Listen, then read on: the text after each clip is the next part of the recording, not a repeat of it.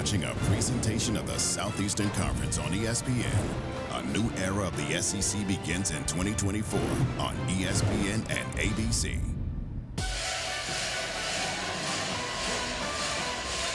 Welcome, everyone, to Davis-Wade Stadium in Starkville, Mississippi.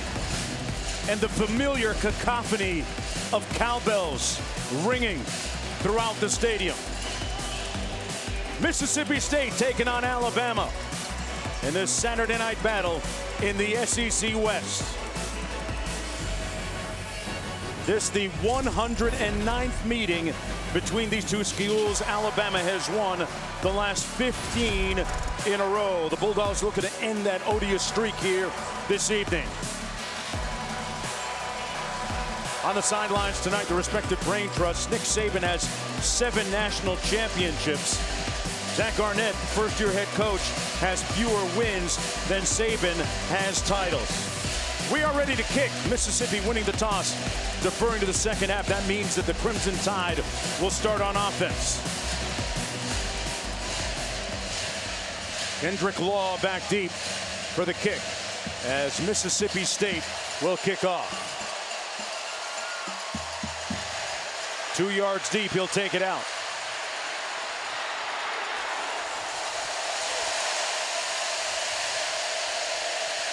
And it'll be first down and 10 from there. Hello, everybody. I'm Mark Jones, chopping it up with Rod Gilmore. Quinn Kesnick down on the sidelines, joining us in just a moment. Rod, Alabama comes into this ball game a little bit in an unfamiliar position, ranked just, and I'd say just 12th for them.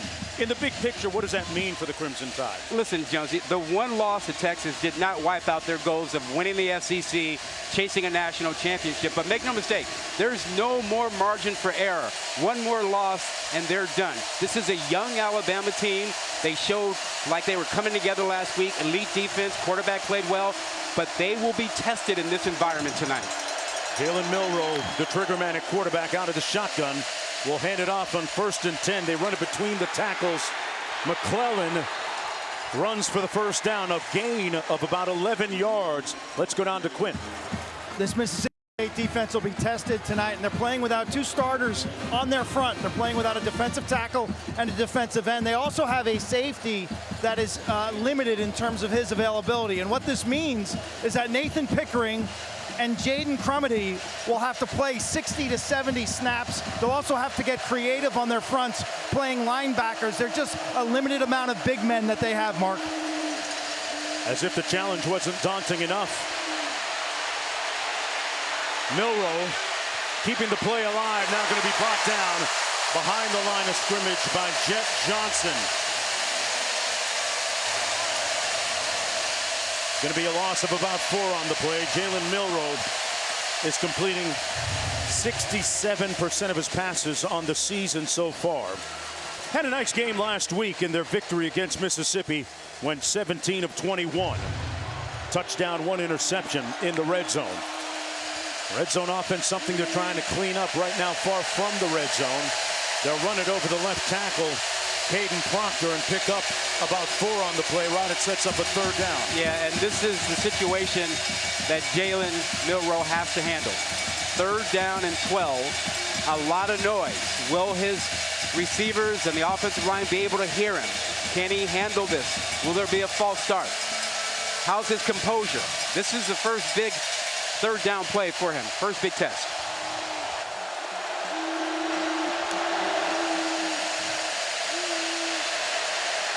Sack back at the 32.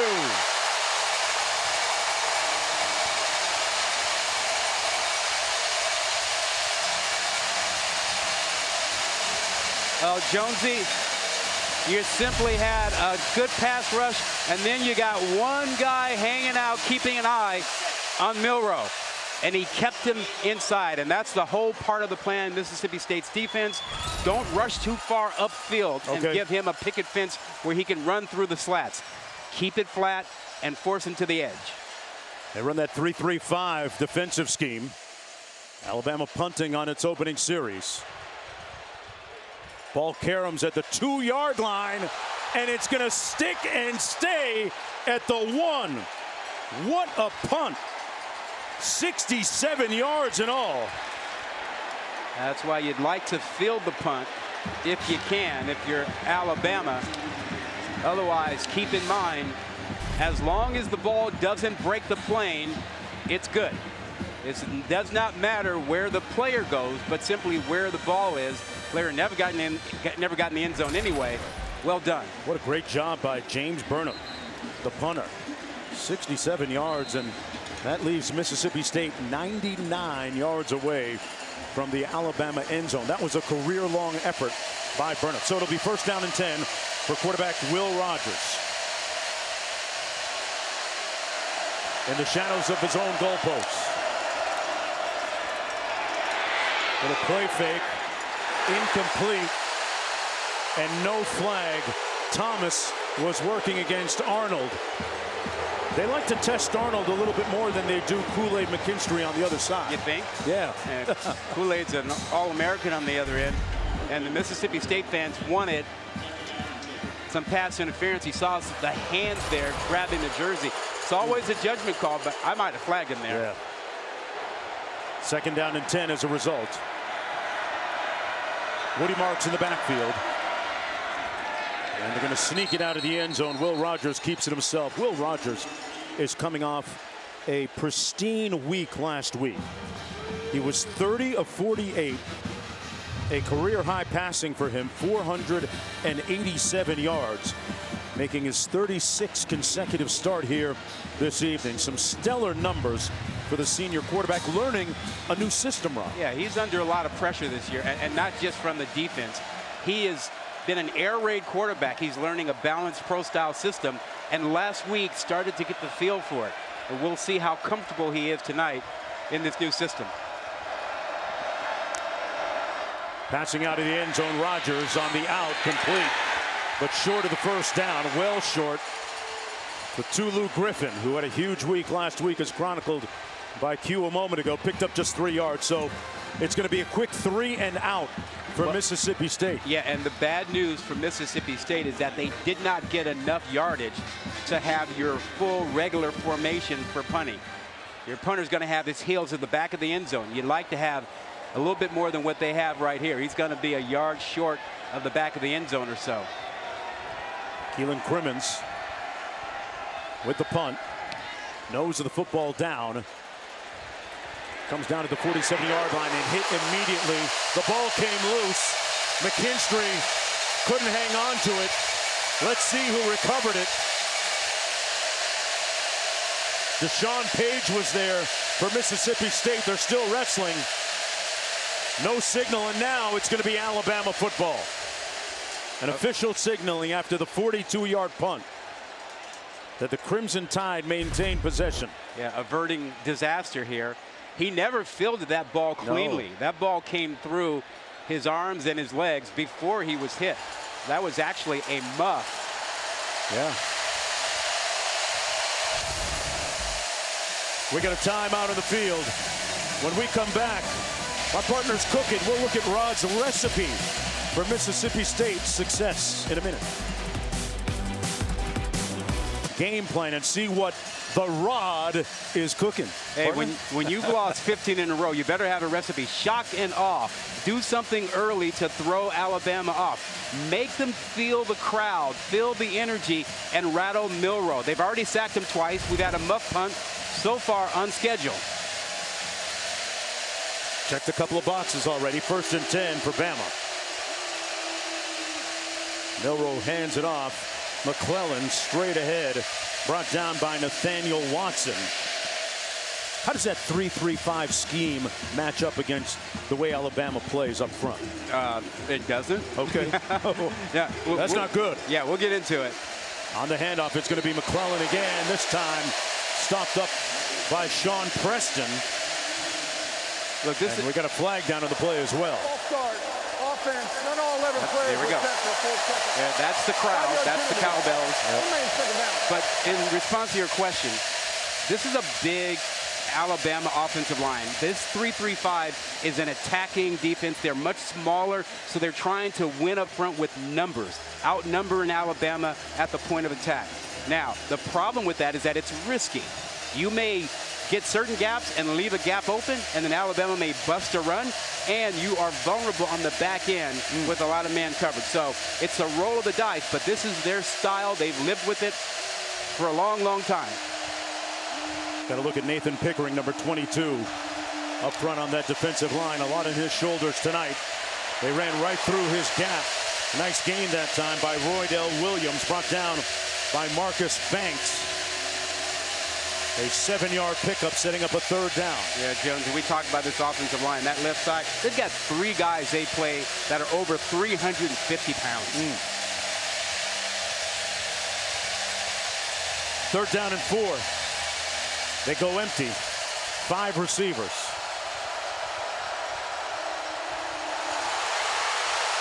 Ball's loose. Bulldogs have it.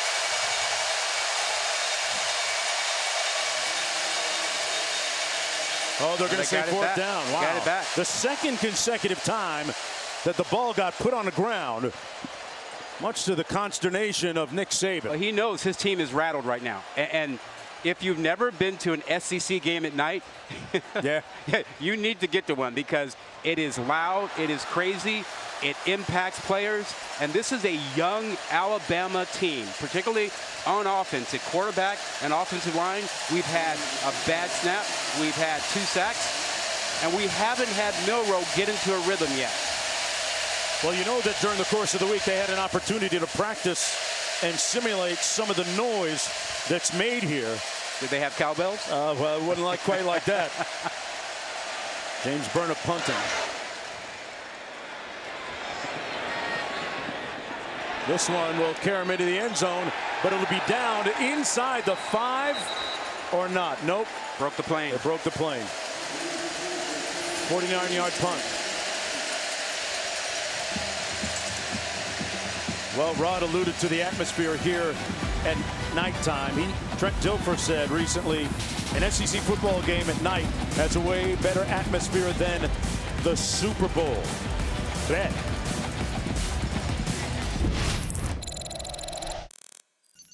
At Bell Smith in Starkville, Patrick Ray and his family create and manufacture handcrafted and specialized cowbells for Bulldog fans. This is a tradition that captures the heritage of this former agricultural college and is unique to Mississippi State. Q, can you get me one with my name on it? Can you hook that up? No one will let you ring it anywhere. 1st and 10. Rodgers out of the backfield, complete to Marks.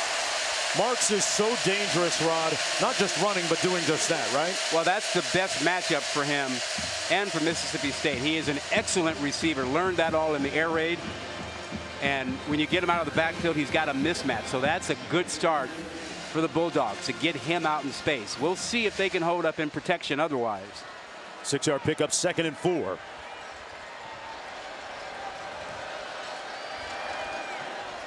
Mosley split into the boundary. Rodgers gets it out quick. Little receiver screen, but blown up by Malachi Moore. Having none of that, Tulu made the catch. It was hit immediately. Q? The contrast in noise when Mississippi State's on offense versus Alabama is gigantic. I mean, this place is different, okay? When they get these cowbells rattling, it is ear splitting. It's a slice of hell. The decibel level can leave opponents mindless with a headache and your ears ringing. Right now, though, they're disciplined and they're super quiet. Well, let's see if they can protect right now, because there are 2 edge rushers that are really focused on getting to Rodgers. 3rd and 5. Little pressure coming.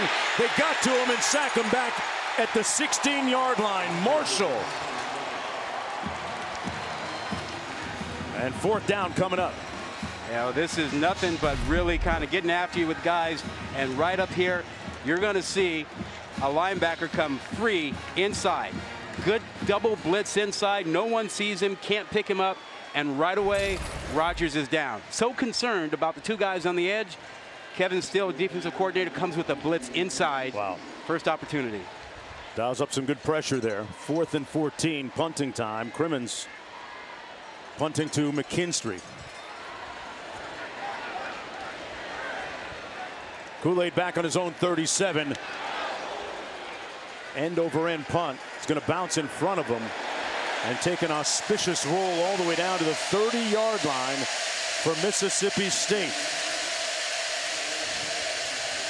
54 yards and all. Hey, tomorrow 9:30 a.m. Eastern, the NFL London Games kicks off exclusively on ESPN+. Falcons and Jags aren't just playing a game in London this weekend. They'll be playing in Andy's bedroom, too. That's right, because it'll transform into the world of Pixar's Toy Story, with the NFL players becoming the characters competing in real time. Wild, right? To get ESPN Plus, go to ESPNplus.com or download the ESPN app. Boy, we got Woody there, and we have Woody Marks in the backfield for the Bulldogs. They're going to run it with McClellan, and he'll pick up about 2 yards. That's going to be an interesting watch, won't it, Q? You never know what to expect when you get some of the characters. I tell you, Woody was named after the character in Toy Story, and what a character Woody is. This is a young man when Mississippi State is on offense that you'll see catch a lot of balls out of the backfield, named by his family, his grandma, as a 3-year-old. Wore his Woody outfit for Halloween for like 10 straight years. Well, right now, Milroe, his outfit as an Alabama running quarterback, doing a good job. Picks up the first down. Ellington made the tackle on the 14-yard gain. Yeah, you know, Woody Marks, Soto said that Toy Story is his favorite movie, and his teammates just dropped their heads shaking. They're like, come on, seriously? Like, yeah, he wore the costume. Even on non-Halloween days, he'd wear it. 9:30 on ESPN Plus on the app. Milroe going to run it again. Got a lane. Kicked in the turbo. Milroe. Goodbye. Touchdown, Bama.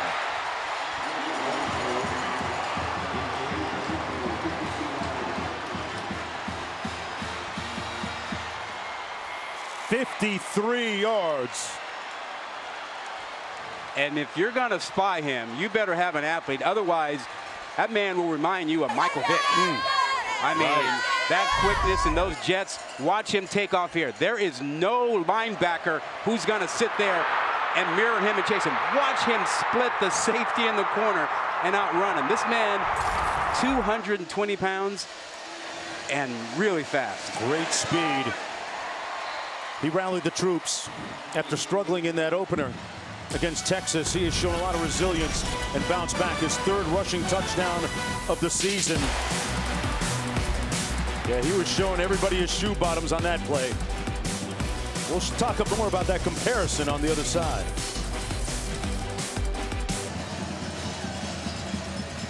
Welcome back, everyone, to the 108th meeting between Mississippi State and Alabama. A moment ago, Jalen Milroe sprinting 53 yards for the touchdown to make it 7-0 for the Crimson Tide. Mississippi State, and that guy right there, Tulu Griffin, one of the most dangerous return men in the country, will watch it go out of the end zone. It'll be 1st and 10 from the 25. Tell me about that comparison again. Yeah, now Michael Vick's unique, but when you watch the two of them, both of them flick the ball with their wrists. They have great strength, great arm strength. They don't use the lower part of their body. See that? You know, don't have to drive it with his legs. Instead, he just flicks it. And then you talk about that athleticism. Again, Vick's unique, but that man Milroe at 220 pounds is a great runner. And they both have incredible skills. So they're not the same, but it's a good enough comparison for me that's what I thought of when I saw him on tape. Great video research by Corey Taylor. Great side-by-side look at the two right there. 1st and 10 coming back the other way on the handoff. Into the short side of the field. That's Woody Marks. Picks up 4 on the play. You feel a little bit like Alabama has provided the opportunity for Mississippi State. As you see, that's not a good sign, Rod. No. Marks. See one player come off now. That's really bad. And by his reaction right there, that might be a minute. I mean, he is really the key to their offense because he's in the backfield, he runs it, he comes out and he catches it. If they don't have him, they are really hamstrung. Jeffrey Pittman in the ball game for him, number 25, the 5'11" junior.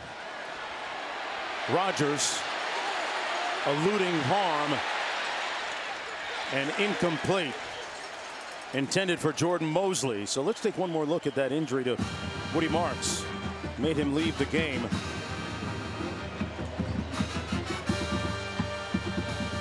It's a little bit hard for me to tell from this angle exactly what it was.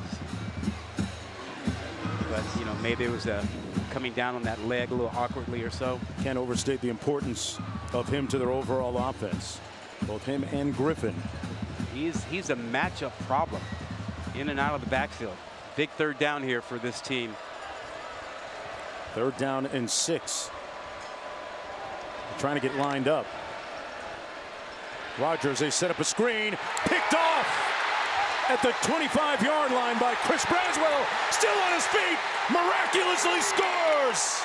Bravo, Braswell. But that was Latham who made the play.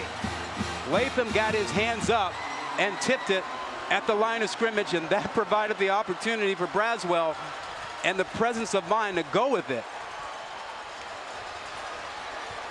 And the disgust etched across the countenance of the faces here.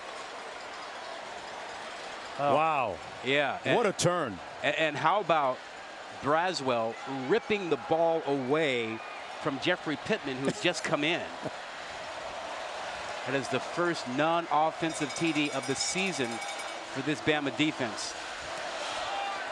14-0 for the Crimson Tide. Well, after that first series, they had been on the wrong side of shock and awe, but they flipped it on Mississippi State, Rob. Well, yeah. Now look at this. Hands up, balls tipped. Now watch Braswell here. Watch him just rip it away from Pittman. I am not giving this baby up. I smell a pick 6. And this is coming right at you. That's all 255 pounds of him. Don't get in my way. Preseason All-SEC this season, and he showed you why on that return after the interception. Look, you think about what Alabama has done in this game. They have not thrown a pass. They've run it 10 times, and they've let their defense do its thing. And I think this defense has a chance to be really special, elite this year. The offense remains, in the words of quarterback Jalen Milroe, a work in progress. And boy, very stoic look on the face of Zach Arnett, the head coach, first-year head coach of Mississippi State. Got to regroup right now, down 14-0 at home. Already mired in a 2-game losing streak. Losses to LSU and South Carolina. A moment ago, look what happened. They bounced it off of their own quarterback. And Nick Saban is not happy, and he knows his team is rattled at this point. And then he gets on the phone. He's talking to his offensive coordinator. He's like, God, not a good day to be here. Not a good night. Very bad. Let that one go through to voicemail, man. Well, the good news for Mississippi State is that Woody Marks is back in the ball game. There he is, number 7, and a new quarterback. Number 14, Mike Wright. Toss into the boundary, and Marks slips and falls at the 25. Now, the switch at quarterback isn't for disciplinary reasons. This is a plan. They had already planned to get their backup quarterback right into the game. He's a great athlete, fastest player on the team, and they want to get him more reps, and he brings a different dimension. It allows him to get into the quarterback run game. So far, the offense for Mississippi State has been without any kind of rhythm. 2nd and 11. Rodgers complete. Woody with the catch. Nowhere to go. Spun out of trouble and got back to the line of scrimmage. Q, what do you have for us? What was a promising night for these fans and this Bulldog team at one point has suddenly turned the other way. And like this place was hit in the gut with a punch, deflated. A flat bench right now for Mississippi State, looking for a spark. They put Mike Wright in the game. Zach Arnett trying to pump his guys up right now. 2 things that stand out from field level, guys. Will Rogers continues to struggle with batted and tipped balls at the line of scrimmage. And Alabama's ends and outside linebackers clearly winning the edge. Q, this defense is really fast. Going wide is not the thing. Rodgers going to run it right up the middle. Got a blocker in front of him and does it himself. Takes out his do-it-yourself kit for the first down. 12 yards in all. Yeah, this defense is so athletic and so fast. Running to the perimeter, running to the side is really a fool's errand. You got to be able to run it inside against these guys if you have a chance. And you see quarterback draw there, they pick up a first down. Hey, Boygby and Jaheim Otis, those two ends up front. They're going to run it. This is Pittman. And Pittman picks up about 3 yards for Mississippi State, brought down by Jalen Key. You know, Jonesy, to Q's point, Alabama was rattled at the start of this ball game. You had 2 sacks, you had a false start, you muffed a punt, and then you had a bad snap. But Mississippi State couldn't take advantage of it, and Nick Saban, well, he told his team what time it is. Yeah. Oh, they got the message. Yeah. 2nd and 7. Rodgers downfield, caught at the 47-yard line by Freddie Roberson. And a first down for the Bulldogs on the gain of 14. Moving the quarterback away, changing the launch point because you got heat coming from every play. Moved him outside, crossing route, coming into his vision. Nicely done by Roberson. And you're seeing the offensive coordinator, Kevin Barbay, mix it up a little bit to try to help his quarterback. Great concentration by Roberson. Took a hit there from Moore.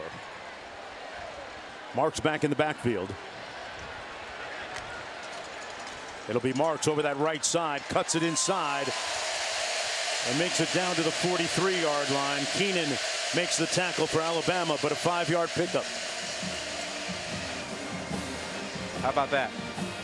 They have not thrown a TD pass against Alabama since 2014. Will Rogers has played them 3 times, and it hasn't been great.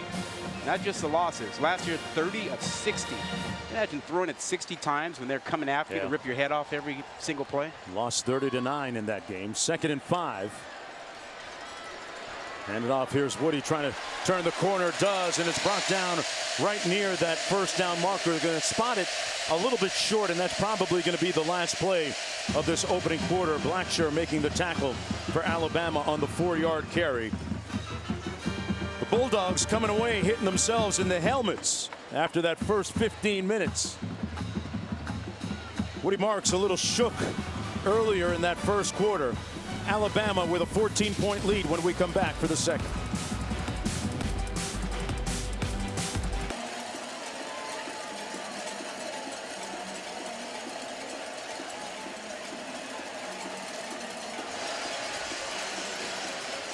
Under the lights at Davis Wade Stadium in Starkville, this is ESPN College Football Primetime, presented by Geico. Folks, you're watching the SEC on ESPN, and this is the 108th meeting between Mississippi State and number 12 Alabama. It's 14-0 for the Crimson Tide.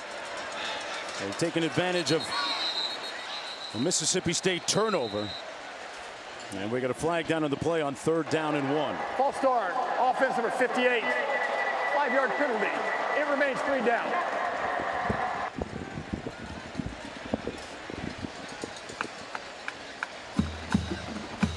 So they'll bring it back. Mississippi State coming in with a record of 2-2. Alabama 3-1. Bulldogs trying to snap a 2-game losing streak. 3rd down and 6 now for quarterback Will Rogers. Woody cuts it up, got a seam, a yawning hole. Brought down at the 15-yard line, and the running back, Woody Marks, who got his nickname from the character in Toy Story, man, he wasn't playing around. 29 yards. Yeah, a little split zone. Watch the cross block in there across the double team, and all Woody Marks had to say is reach for the sky. I'm gone, man. There he is again, back-to-back. 4-yard gain tackled by Malachi Moore.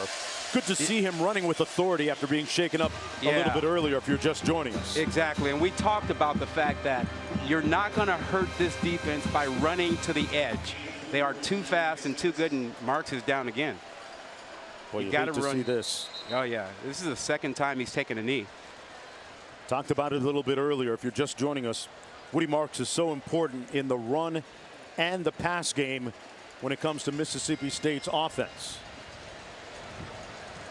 2nd down and 6. Marks being tended to by the athletic training staff. Coach Arnett watching. We're going to take a break and come right back after this.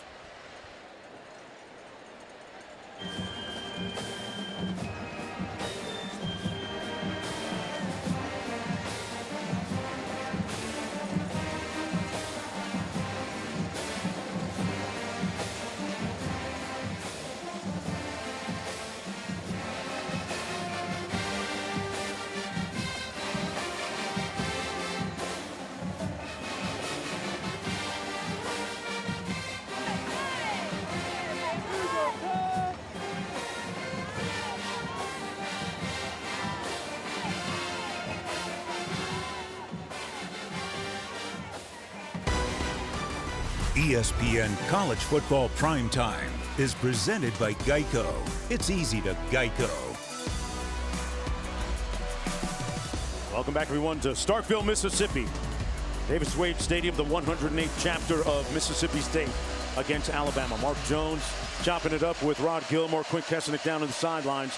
Michael Wright at quarterback now. They've changed QBs on the 10th play of the drive. He keeps it and runs up the middle down to the 8-yard line. It'll be 3rd down. And Rod, we talked a little bit earlier about the recipe for the upset. What does it look like?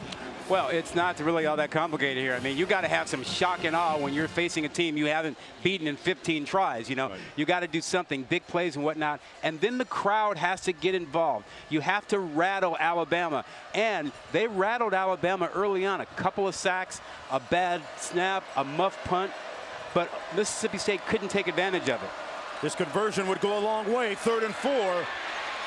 Rogers back in, and he's going to be sacked. Back at the 13-yard line. 4th down coming up. So the Crimson Tide defense impervious on that play. And in comes the field goal unit for the Bulldogs. You know, losing Woody Marks, those last 2 plays in the red zone really hurt them. And because he creates a matchup issue. And when you take him out of the game, now you struggle to find another matchup you can win with. Kyle Ferry going to attempt this field goal from 31 yards out. And he just gets it inside that upright. Bulldogs on the board. Let's take a look at tonight's Bear Paint game plan. My partner just alluded to the fact they created that shock and awe. Yeah, you come up with a big play or something and then make Alabama feel the vibe, the environment. And they were feeling it in the first quarter. They were rattled by the cowbells and the screaming, and then rattled Milroe. They didn't let him throw the ball or get a pass off in the first quarter. Alabama didn't, but he busted a run on them. Well, a few moments ago, Q caught up with head coach Arnett. Coach, I just saw you walking in that huddle. What are you telling your guys right now? Well, they picked up a big 3rd down conversion. Obviously, we needed it, and now we got a little more. You know, we got into a little bit of a rhythm. So now we're moving the ball, and now we need to finish off with points. It's a shame. It's a shame. It's 14-0 because that has not been the difference. That's what I was going to say. So you guys had all the momentum, then poof, suddenly it's gone, and the score is 14-zip. It's a really weird game flow. Yeah, I think both teams are probably mad about some execution stuff. You know, I mean, they put the ball on the ground uncharacteristically a couple times, but. I mean, you can't let the quarterback scramble, and you can't give up an interception return for a touchdown. So, I mean, but it's a closer game than the score says right now. We got to finish this off with points. Thank you, Coach. Yeah, thank you. It was 14-0 at the end of the first quarter. That field goal just minutes into period 2 has it 14-3. Here's Brooks on the return. Put his foot in the ground, going to be stopped up shy of the 25-yard line. It'll be 1st down and 10 from there for Jalen Milroe. I think if you're Alabama, you want to get Milroe comfortable. Yeah, he busted the 53-yard run, the scramble, but they haven't gotten him into rhythm throwing the ball, and they haven't really, used him on the perimeter yet. So protect him and let him throw the ball. He is an excellent deep ball passer. He hasn't attempted a pass yet. That's that 53-yard sprint, as you alluded to, for the touchdown, and the other touchdown for the Crimson Tide coming on a pick 6. 2 tight ends in for Alabama makes it tougher on this Mississippi State front. Bulldogs a little bit undermanned up front. Good feet and a nice run by Roydell Williams. He and McClellan complement each other so well in the backfield, Rod. Yeah, they're very similar. They came in together. Look at this. You see that wide gap open for them? Quickness. When you go to 2 tight ends, you create more gaps. And Mississippi State can't cover all of them with their style of defense. First down and 10. Milroe on the play fake. Got rid of it. Completes down to the 39-yard line. Catch and run by Malik Benson. We talk about getting Milroe comfortable. Well, he looks comfortable here. Watch him take his time, buy some time, step out of the pocket, and comes off to his second read. Doesn't force it, doesn't rush it. A lot of patience there. On the handoff, Williams got about 8 yards. Man, there was a lot of movement, a lot of formation going on there. Jet Johnson making the tackle for Mississippi State. Yeah, 2 tight ends, and you pull a backside guard. Again, this is an attacking defense, high risk. When they attack, they go one gap at a time they're trying to cover. But when you have 2 more tight ends, you have more gaps to try to cover, and Alabama is exploiting that right now. Second down and 2. Oots the tight end over to the right. Williams looking for a crease and stopped up by Jet Johnson. 1-yard gain. Hey, kick off your Week 4 NFL Sunday at a special time. 8:30 a.m. Eastern with a countdown crew on ESPN and the app. In our Monday Night Football matchup featuring Seahawks squaring off against the Giants. 8 Eastern, ABC, ESPN, Deportes with Peyton and Eli once again on ESPN2. Third down and 1. Milroe hands it off, and they're going to be stopped up the middle. That defense impregnable for Mississippi State. That is a major surge in the middle. I thought that was Pickering, 22, who knifed through, split a double team, and reestablished a line of scrimmage a yard back. Just watch the center of your screen there. You see the scarlet helmets coming through? Man, that was Nate Pickering, 22, who got the most penetration. Here's one more look. Yeah. Pickering, Sean Preston, the safety. Boy, Nick Saban got something to say there on the sidelines. We got a timeout. 4th and 2 coming up.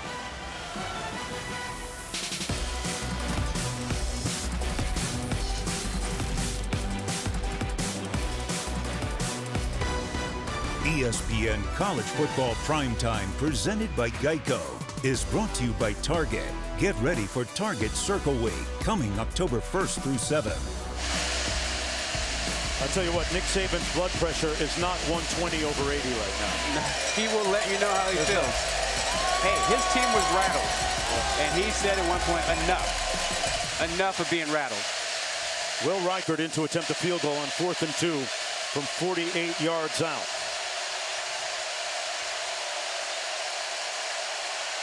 7 for 7 on the season. He's made 20 straight field goals. And there's number 21. As they go up 17-3, we check in with the studio.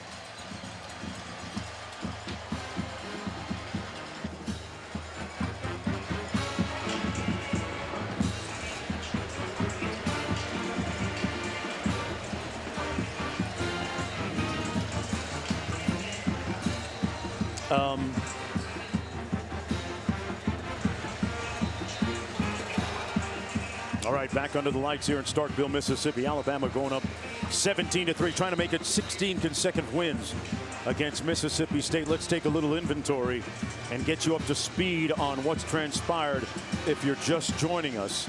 I got a in question. just a minute. Talk to me. Would you rather, if you're an Alabama player, want to deal with the noise or Saban yelling at you? I'll take the noise. Now, that last shot of Saban, he wasn't even yelling at a player. He was talking to a coach in the booth. Yeah, he was hot.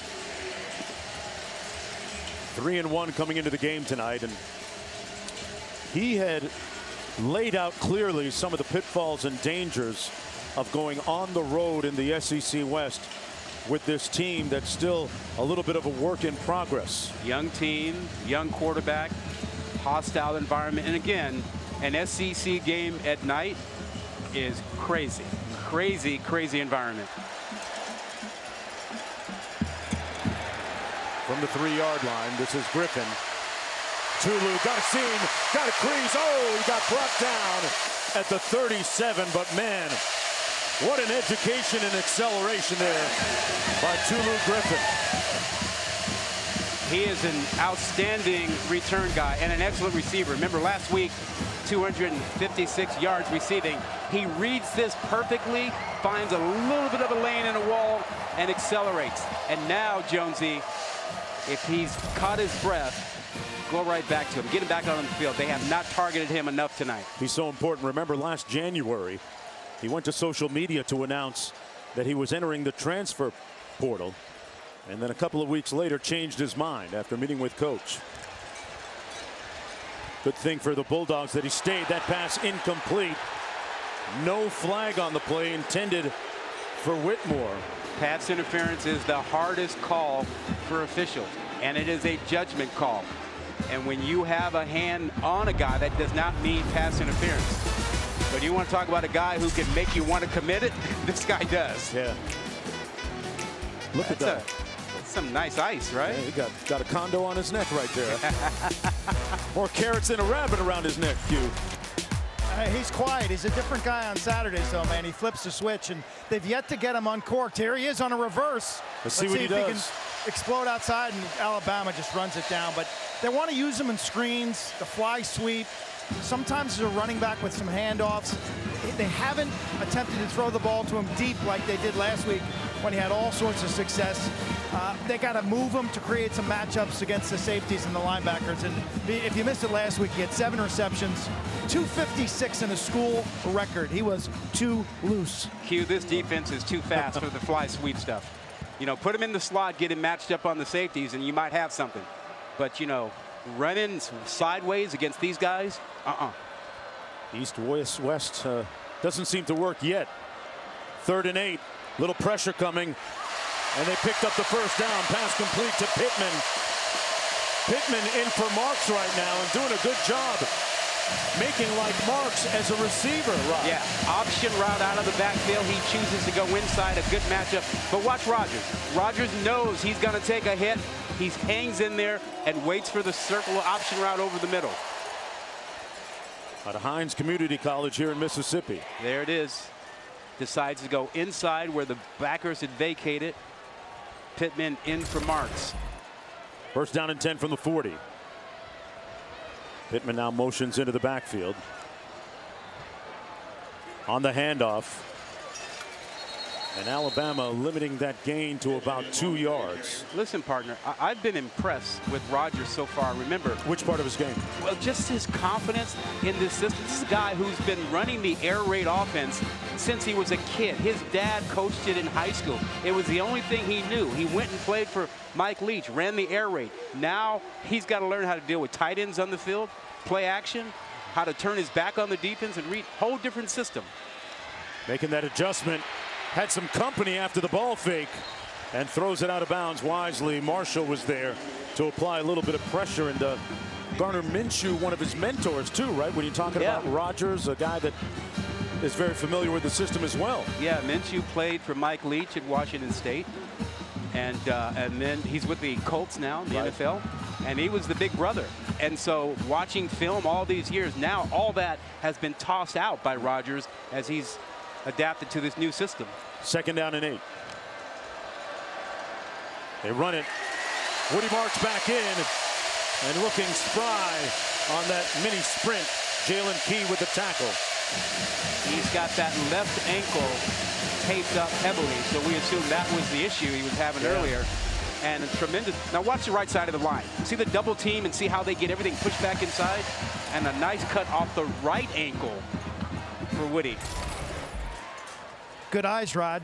You're a doctor and a lawyer. Left ankle. He's got a brace under the tape, so it looks like he's wearing a ski boot. That's pretty thick. Rogers throws it away. Beyond the line of scrimmage, receiver in the area. No grounding as a result. 7:15 to go in the 2nd quarter. But look at that thing. It looks almost as big as a cast. I think Q is right. Yeah, it looks like a ski boot. Let's see how he handles things when he's going to his left, but clearly no problem going to his right. Mississippi State record of 40 consecutive games played to start his career. From the 28-yard line, 2nd and 10. Harmon in motion, sets. Here's Harmon. Got an edge. Picks up the first down, and it's brought down to the 15. They move the chains. This is just option football, modern day option football. Fake the run, quarterback has a choice. Keep it or throw it to your receiver that went in motion to come all the way. That's your tight end Harmon. So look, option football. One option, second option, toss it out there to him, let him go run with it. And now if you're Mississippi State, you're in business, and this is 4th down territory. You need a touchdown here. Mike Wright now in at quarterback for Will Rogers. He scored a touchdown in the red zone already this year for the Bulldogs.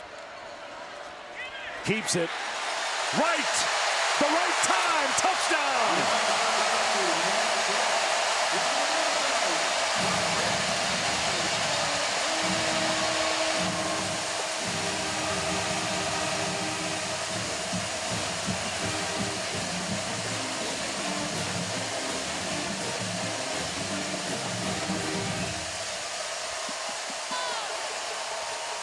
I mentioned a moment ago, he scored earlier in the red zone, and this is where he is especially lethal with his speed. His 2nd touchdown of the year. Quarterback run game.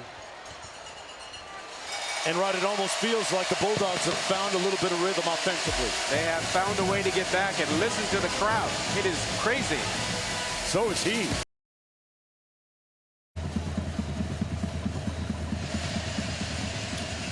South Carolina defeated Mississippi State 37-30 last week. And right now, the Bulldogs back in this football game, and the crowd coming alive after that touchdown run by Mike Wright.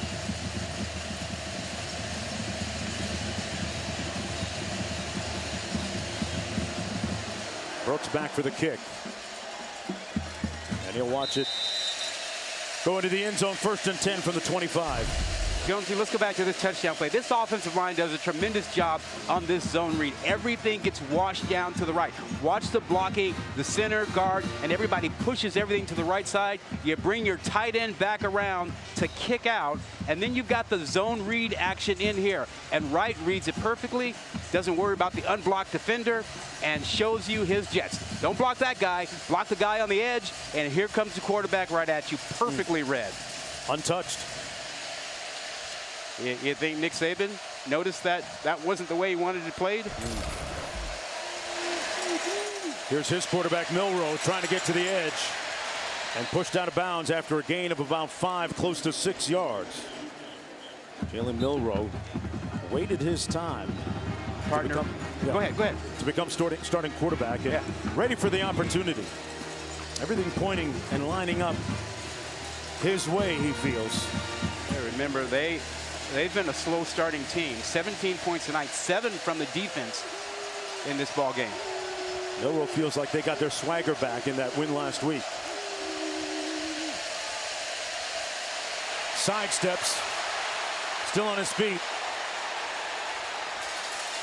Tried to straight arm Richardson, and Richardson right there made the tackle. Sets up 3rd down and 4 as we take a look at this week's college football rankings brought to you by Capital One. Are you as shocked as I am that there's only one SEC team in the top 10? Look at all the Pac-12 teams, although Utah is going to fall out after Oregon State knocked them off Friday night. Boy, the irony of the Pac-12 having a fantastic year considering the changing landscape. And boy, Coach Prime's Buffaloes really showed well for themselves, albeit in defeat today against a very good USC team. Didn't they? Wow. Yep. 3rd and 4, we get a timeout on the field. Back with more on the other side.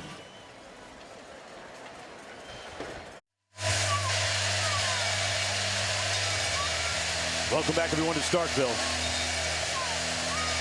Alabama with the football. It is loud here.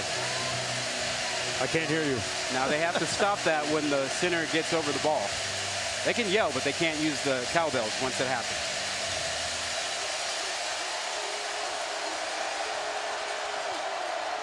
Alabama's 0 for 3 on third downs today.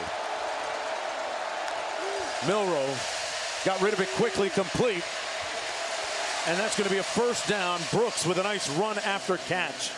Just enough, apparently, to move the chains, Rod. You're not amazed, as I am, that you can get 60,000 people on cue. To be quiet. To be quiet? Yeah. Or at least to stop ringing the cowbells? Well choreographed. They got it figured out here. They've been doing it for a while. One of the great college football traditions. Milroe on the move.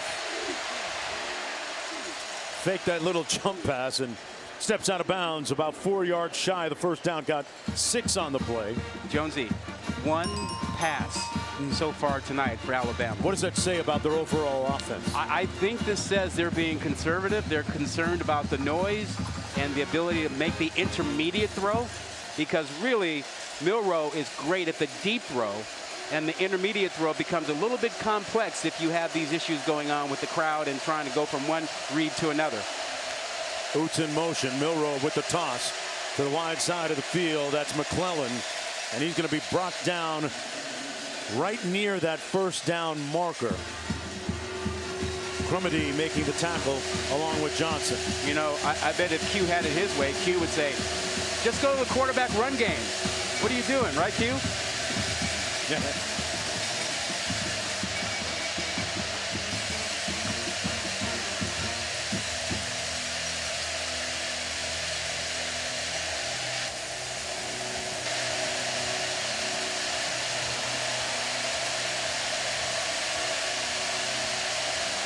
They're running out of clock. Yep. We're going to run it down and call the timeout. Nick Saban said earlier this week that he wants Milroe to play like a point guard in basketball. I want my guy at quarterback to have 13 assists, get the shooters their shots at the right spots. I want him to take care of the ball. I don't want him to turn it over. I don't want him to play hero ball. Interesting analogy there. Yeah. Perfect analogy, but he hasn't allowed him to throw it much yet, to be careful with the football and to get that assist. Our colleague Robert Griffin had Alabama. Here's what he had to say about their situation. Last week, he threw an interception in the red zone, and he showed true grit by coming back and throwing a touchdown pass in the face of adversity with the guy barreling down on him. This coaching staff with Tommy Rees has to make sure that they put plays in the offense that Milroe is familiar with, utilize his athleticism, and then allow him to build that confidence as a passer of the football. I'd say he's right on the money, and we haven't seen confidence yet in the passing game. It is all about the ground and the legs. 3rd and 1.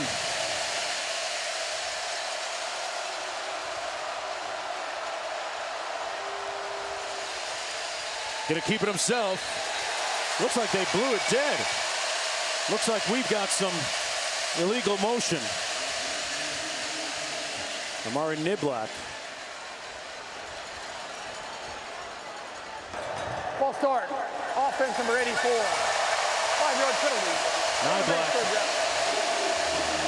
the culprit there, with 3.5 minutes to go. So they'll move it back. All right, that's going to change your play call now. Now, do you trust your quarterback enough to let him do what he really is most comfortable with, which is the drop back passing game? And we haven't seen Isaiah Bond, 17, down the field yet. So maybe you drop back and give him a chance to get comfortable, get confident, and throw his favorite route, which is that deep over where they run off half the secondary and you bring another receiver across. He hit Jalen Hale on a deep ball last week in that victory. 3rd and 6.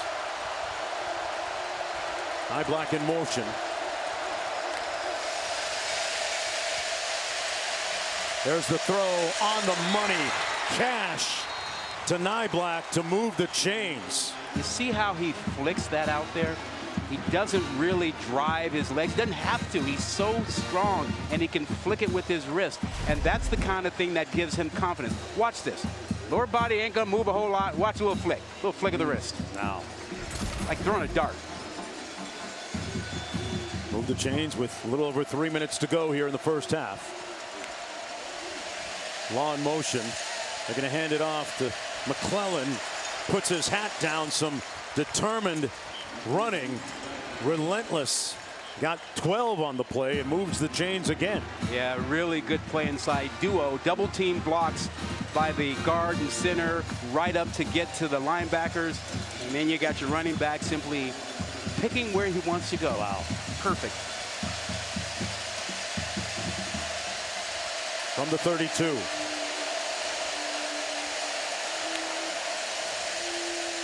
They run it again to McClellan. Got about 8 that time. Boy, that offensive line really coming together. They have solved some of their woes from a week ago when they gave up 4 sacks in that game. Yeah, that is still an issue. They gave up a couple sacks in the first quarter, but the run game, this is a young offensive line, and they're powerful, and they're big.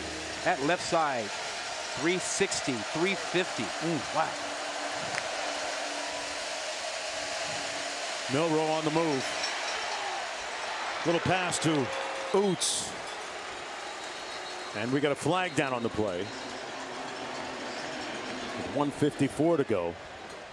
You know, when you go out there that far on a run play, you get your offensive linemen down the field. I know where you're going with that. Yeah, they don't know it's going to be thrown. Ineligible receiver downfield. Offense number 65. 5-yard penalty from the previous spot. Repeat second down. Yeah, I don't blame J.C. Latham. He's thinking option football, and he's got to go out and block. He gets down the field, and because Milroe was behind the tight end, that's a forward pass. Yeah. Tell you what, Zach Arnett has fewer wins than Nick Saban has national championships. Stark contrast in experience. Arnett is keeping his guys calm. They're hanging in there. Arnett says Alabama's really fun to watch unless you have to play them that week. 2nd and 7.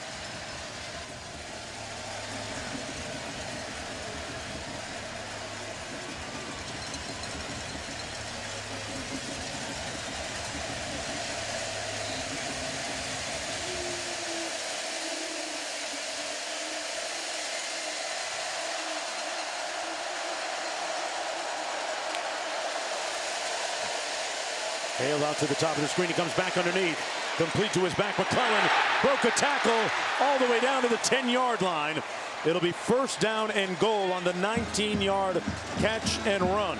I am happy for McClellan to see him get his shot this year. He's sharing that spot with Williams, a guy who's set behind Najee Harris, Brian Robinson, and Jahmyr Gibbs. Gets his chance this season. Making the most of it, especially tonight. Fell down right near the line of scrimmage. 5'11", 210 pounds. Tore his ACL a couple years ago, as did his running mate, Williams. What about that? Both running backs tore ACLs the same season, rehabbed together, and they're both sharing that running back spot here in 2023. Let's check in with the studio.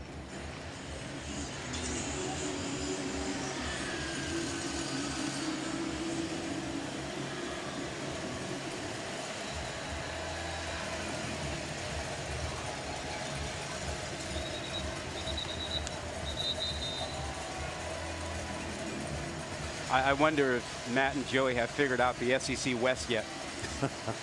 I mean, LSU 2 losses now. Mississippi 1. Bama 1 SEC team in the top 10. Different times in college football. Pac-12 4 teams in the top 10. Dogs and cats living together. Hey, that's next. 2nd and goal.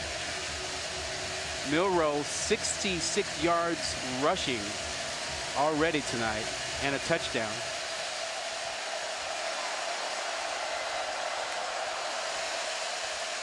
Gonna hand it off again to McClellan. Keeps those legs churning. Wow, interminable effort by Jace McClellan. Picked up 8 on the play. That pile moved from the 5 all the way down to the 2. Talk about yards after contact. Oh, yeah, he's carrying folks. You can see the benefit of all the time in the weight room. The Olympic lifts, the squats, all that leg drive, carrying what, about 1,200 pounds of defenders? Man. And here's a look at Milroe.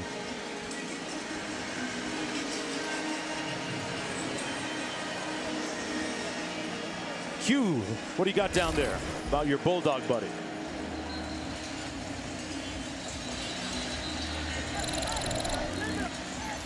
This is Dak, named after the famed quarterback here at Mississippi State. Look at that protruding jaw. He's got the folds of skin. He weighs 57 pounds. He's the live mascot, and he's going to try to make it through this entire game. If the weather cools down, he should see all 4 quarters. If not, they'll send him home packing. Lots of water. Dak got to hydrate. I think some of these fans are hydrated too.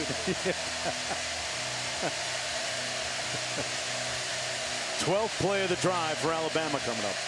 3rd down and goal. Jace McClellan in the backfield beside Jalen Milroe. If you've got to run blitz Mississippi State, now's the time. Touchdown Alabama. McClellan.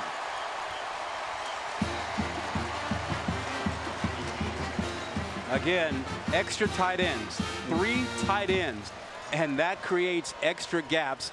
And when you attack, you can't cover all of them.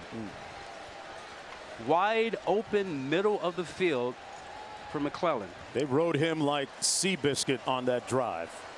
A methodical, inexorable 13-play drive results in Jace McClellan's 3rd rushing touchdown of the season, the 13th of his career, and the Crimson Tide up by a couple of touchdowns. Mississippi State, watch what happens here. They are sending their linebackers, but again, extra gaps to protect, and you get a great block inside by McLaughlin, the center. I think both of us could have walked through that thing. Not to take anything away from McClellan. That offensive line, though, did a nice job on that drive. Listen, right? I got to tell you, this offensive line is going to be really, really good. The only issue they have is that they're young in a lot of spots. Latham, Dalcourt, McLaughlin, Booker, and Caden Proctor. Q? Quick point about the line from Coach Saban this week. Said technique has been critical with these young guys.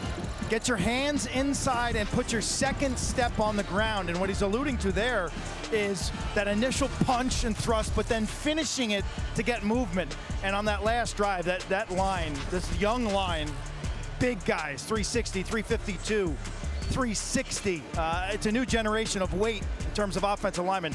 They got great movement on that last drive. They're really moving their feet well. Yeah, Q, you're absolutely right. You can see the confidence that Nick Saban has in them. He knows how talented they are because they have really gone to the running game tonight and not really worried about throwing it that much in this environment. They've decided, you know what? We got a really good defense and we got a really good offensive line. Let's pound it. Boy, that graphic, a good comparison between this Alabama offensive line and how it stacks up even heavier than the offensive line of the New England Patriots. Thomas on the return. It'll be 1st and 10 from there with 1:03 to go in the opening half. And for Mississippi State, the key play here is the first one. Whether you decide to try and get points in this last minute depends on how you do on this first play. The odds are against you, the book would say, in getting points here in this situation. But if you get enough yardage on the first play, now because you got timeouts, no, they don't have any timeouts left. They're all gone, which makes it even less likely. But you still need a big play here to try to move the chains and make this drive happen. Coach Arnett telling us a little bit earlier yesterday that this Alabama defense is as good as any defense they'll see. And there's an illustration. The interception by Campbell. And that is not what you expect from a quarterback who is starting his 36th, 37th game. Yep, 37. In this situation. And there was never a window. That window is not open. It is not open, and he throws it even behind his intended receiver, Harmon, but the window was closed. Second turnover of the day. Look at from this vantage point. There is not an open window. Look at where the linebacker is. Look at where Campbell is. He's sitting right there, and to the right you had a safety sitting. There was not an open window. So 57 seconds to go. Crimson Tide with pretty good field position here. They go back to the running game. Roydell Williams that time. Picked up about 3. Well, you can't have your most experienced player, your quarterback, making erroneous decisions like the one he just made. No, it's been an Alabama problem for him over the years. 5 picks, no touchdowns. tonight, 2 picks, sacked a couple times. 30 of 60 a season ago in defeat. Game ended up 30-9.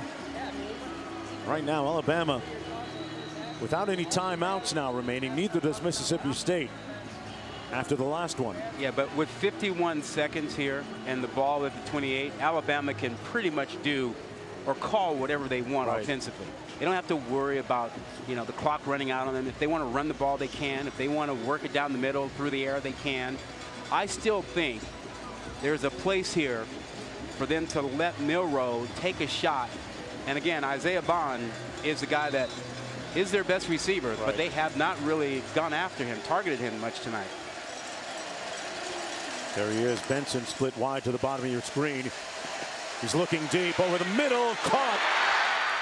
And on cue, it's going to be 1st and goal. There's the guy you were alluding to, Bond, Isaiah Bond. Isaiah Bond, sorry.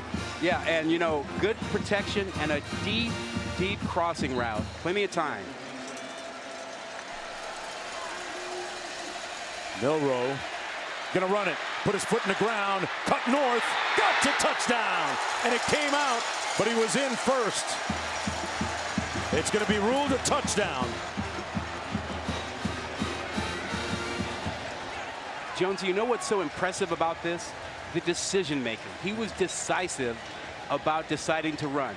Didn't waste any time, didn't try to force the ball into the end zone. Remember, he threw a pick last week in the red zone, and on that, he didn't waste any time. Now, I'm not forcing it.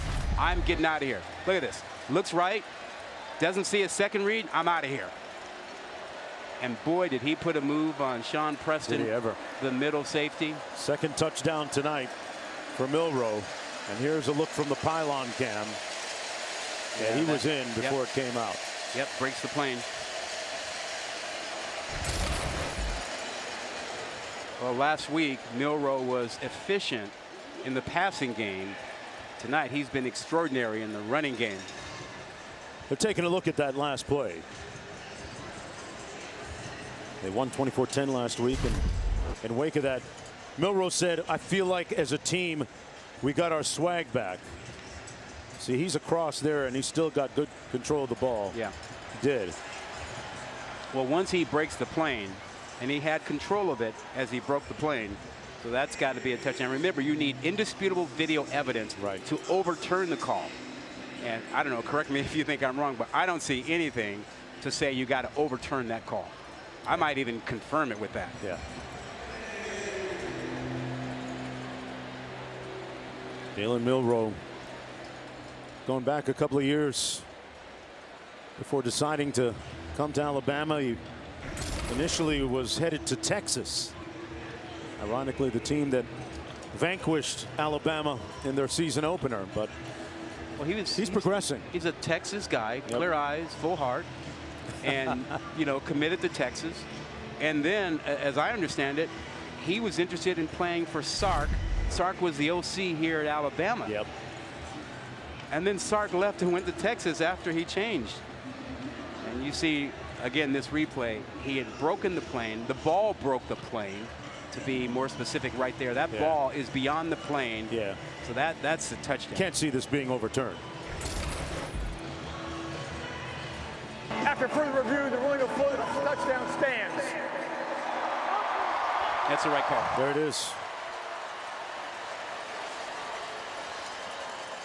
You know, and from the Mississippi State perspective, the worst thing, this takes the air out of the stadium. Yeah. Down 20 points now, Rod. You know, they had talked about trying to spy Jalen Milroe, especially in third down situations. They've lost the spy. They put on a disguise, and spy game ain't working right now. Well, you don't need Noah Lyles, but you need somebody who can run.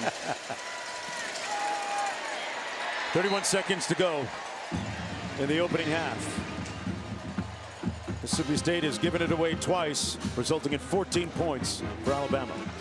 Watch that. Even when my kids, all three of my kids got older, still stayed with the Toy Story thing, and I'm gonna watch that. It's gonna be interesting to see how they transfer that to the players. 9:30 Eastern time. Yeah, I think Woody Marks would watch this one. He said he loved all the movies except the last one that didn't have Woody in it. Yeah. But we'll have Woody in it tomorrow. And of course, the traditional game available on ESPN Plus. What was the song? Was it "You Got a Friend in Me"? Yeah. You got Look a at friend you. in me. Look at you. All over it. I love it. 31 seconds to go. Bulldogs looking for some friends right now. And by 3 touchdowns. Thomas on the kickoff return. Tried to stiff arm and pushed out of bounds at the 28-yard line. Tell you what, Will Rogers is going to have to regain his composure and poise. A guy that prior to this point of the season had been pretty much imperturbable, unbothered by circumstance, has been rattled here tonight. You know, outside of Dak Prescott, he's the best quarterback Mississippi State has ever had. He 29 school records. They're just going to take a knee and go into the locker room. Regroup. Down by 21 points, but you would never know it in looking at the expressions of Nick Saban. Well, Nick Saban turned this game around. Alabama was rattled, and then Nick went off and had enough, and his team started playing better. 31-10 at the break. Bulldogs going to try and regroup, and in that time, let's go back to the studio. 0-0, whole thing out, 0-0. Oh, they did a great job. We're controlling the line of scrimmage. We're able to make some positive runs. We've done a better job of protecting the quarterback, so we've been able to make some throws down the field. What do you think changed in the flow of that game, from sloppiness to all of a sudden execution? Did you see me get on him over there? Yes, I did. Well, maybe that's what changed it. I don't know. You make that call. Thank you, Coach. You're watching a presentation of the Southeastern Conference on ESPN. A new era of the SEC begins in 2024 on ESPN and ABC. Welcome back under the lights in Starkville, Mississippi. This is the ESPN College Football Primetime presented by Geico. You're watching the SEC on ESPN in this battle between a couple of schools separated by 90 miles. As we take a look at Now What Moments, brought to you by Prudential. Now what? That first quarter, Alabama was rattled. A couple sacks, a bad snap, a false start, a muff punt, and Nick Saban was on everybody. Players, coaches, his O coordinator, offense, defense, it did not matter. He went after everyone and changed things in the first quarter. Here's what he had to say to Quint at the end of the half. Coach, how do you characterize the play of your offensive line in that second quarter? Oh, they did a great job. We're controlling the line of scrimmage. We're able to make some positive runs. We've done a better job of protecting the quarterback, so we've been able to make some throws down the field. What do you think changed in the flow of that game, from sloppiness to all of a sudden execution? Did you see me get on him over there? Yes, I did. Well, maybe that's what changed it. I don't know. You make that call. Thank you, Coach. Oh. He's not wrong. Coach Saban got smoke for everybody in that first half. Well, you know, I think he was like, I got a young team. It's a hostile environment. Let's get this with confidence. He said, no, enough of that. I've seen enough of this sloppiness with everybody. Play calling, you know, fundamentals, and he got after them, and it changed. 1st and 10. Let's see how Will Rogers responds here in the third quarter. Jeffrey Pittman getting the start, interesting to note, at tailback in place of Woody Marks here on the first play of the third quarter. Here's Griffin trying to get him the ball a little bit more, but Tulu bottled up, and that's going to be a loss of about 1 on the play. What do you make? I mean, Coach Saban he's expressed himself to his team. Yeah. And they seem like they're used to taking that kind of smoke from him. And it was like, yes, coach, next. Well, you got to have a thick skin. And you see even the assistant coaches have to have a thick skin. But he was justified. I mean, they were rattled and out of sorts. And he got them right. Marks back in the ball game. Picks up the first down. Jaquavius Marks with that big wrap on his ankle that Hugh reported on a little bit earlier, but good enough to pick up 13, and you see him limping off to the sides. Well, They need him, but they may not have a healthy Marks the rest of the way. They got to get Will Rogers right. He's a little shook. Completed 3 of his last 9. Looking deep, hit as he let go of it, but he found his target. Tulu Griffin with the first down on Alabama's side of midfield. And that might be the thing that gets him going. He stood in there, took the heat, and completed the 15-yard pass to Griffin, the guy that he needs to get the ball to. First down and 10. They spotted at the 48-yard line. Rogers, the most experienced quarterback in the conference. Wright is in there now. Here's Pittman.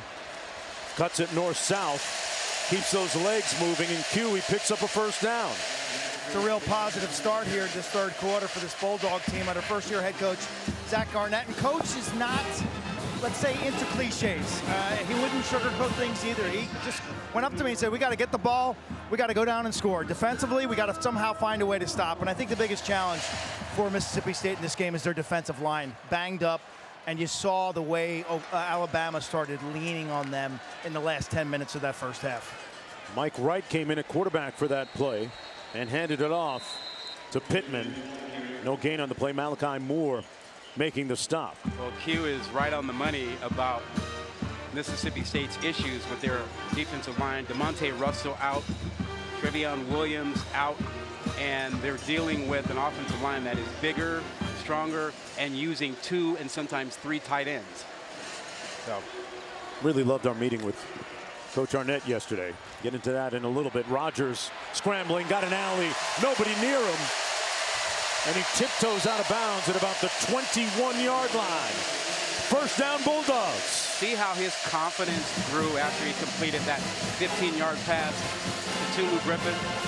More decisive on when to scramble and to come off of his reads. And this is a guy who struggled in that second quarter. 3 of 9 throwing the ball, and now knows that he wants to make up for that pick right before halftime.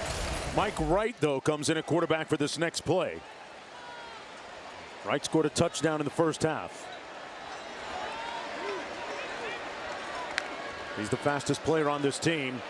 Keeps it on the predetermined quarterback run and picks up about 3 on the play. Campbell making the tackle. I was talking about Coach Arnett. There's no pretense to him, folks. He realizes that coaching has value, but it really is, when you boil it down, it's about the players. He's made that clear. You ask him about why his team did this well, he said, it's the players. Yep. It's not me.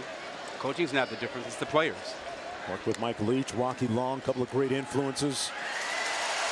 Jeffrey Pittman still on his feet, cuts it up inside the 5, first and goal, Mississippi State. 18-yard pickup. Yeah, the fans like the quarterback run game. Zone read here. You see the great blocking to the right. And huge hole opened up on that right side for Pittman. Yeah, Cameron Jones with a good block there. The starting left tackle. 6'5", 315 pounds. From the 4-yard line, first and goal. Pittman sets. Pittman weaving and stopped up at about the 2-yard line. Showing a little Bulldog mentality. Pulling their way inside the 5. Not letting go, huh? No. He's clamping on it. Got a mouthful, and they are not letting go. Mike Wright coming in. This is what they need to get back in the game. First possession, get a touchdown, and then get a stop. Score and a stop creates momentum.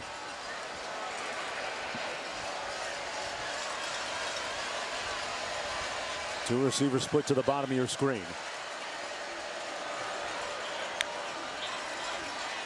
They hand it off. Pittman brought down short of the goal line. It'll set up an interesting 3rd and goal from about the 2. Picked up a yard on the play. What are you thinking, Rod, in terms of a play call here? Wright doesn't come in. It's going to be Will Rogers. I think it's 4-down territory, and I would rather see Will Rogers under center here. Okay. And turn around and get it to a back downhill.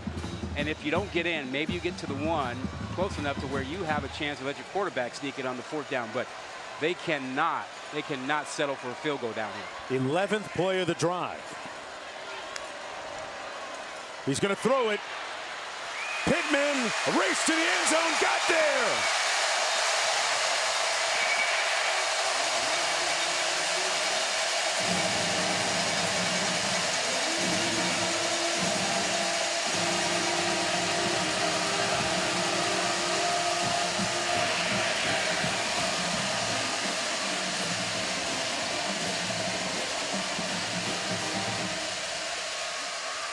Jeffrey Pittman extending.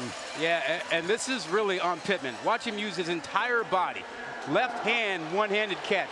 Tuck it away, spin, drive, power your way into the end zone. That was not the best thrown ball, but Pittman made it look wonderful. Pittman got the majority of snaps on that drive for the shaken up Woody Marks. I think they're looking to see where his knee was down, right? Yeah, did he break the plane with the ball? Nothing coming easy tonight for Mississippi State. Here's another look. Pylon cam sees all. The ball was over, though. Yeah, knee was down, ball was already across the plane. That pylon view is sweet.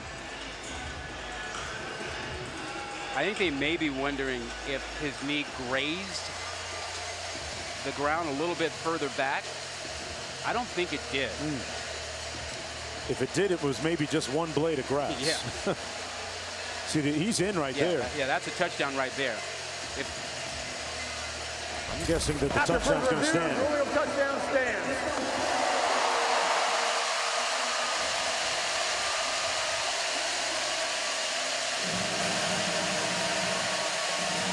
Boy, how big was that touchdown drive for Mississippi State here in the 3rd quarter, Rod? Well, it took almost 6 minutes, and it was a grind it out.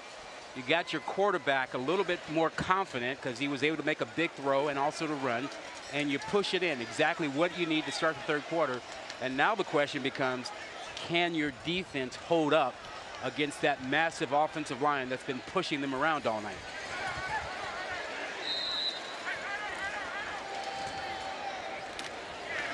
Extra point is good, and it's a 14-point game. And the lid has finally come off for quarterback Will Rogers. After all those L's he's taken against Alabama, he finally throws his first touchdown pass against the Tide. Back after this. Welcome back. Let's see who's ruling the moment, brought to you by Burger King. An impressive drive for the Bulldogs here. Yeah, they counted on their backs to get involved. Quarterback got some confidence, but it was Pittman and Marks who made it happen. A tremendous catch by Pittman on the goal line, contorting his body, a one-handed catch. And they are 2 possessions down. This crowd is going to be into this next series. Well, for Rogers there on the bench, his 89th career touchdown pass. That ties Peyton Manning for 4th in SEC history. On the return, this is Kendrick Law. Tried to rip the ball away from him. Going to be stopped up just beyond the 25. Hey, next Saturday, we'll have the 119th annual Red River rivalry game. Number 14 Oklahoma taking on number 3 Texas at the Cotton Bowl in Dallas, noon Eastern on ABC. And here's next Saturday's SEC Network college football lineup. All games are also available on ESPN app.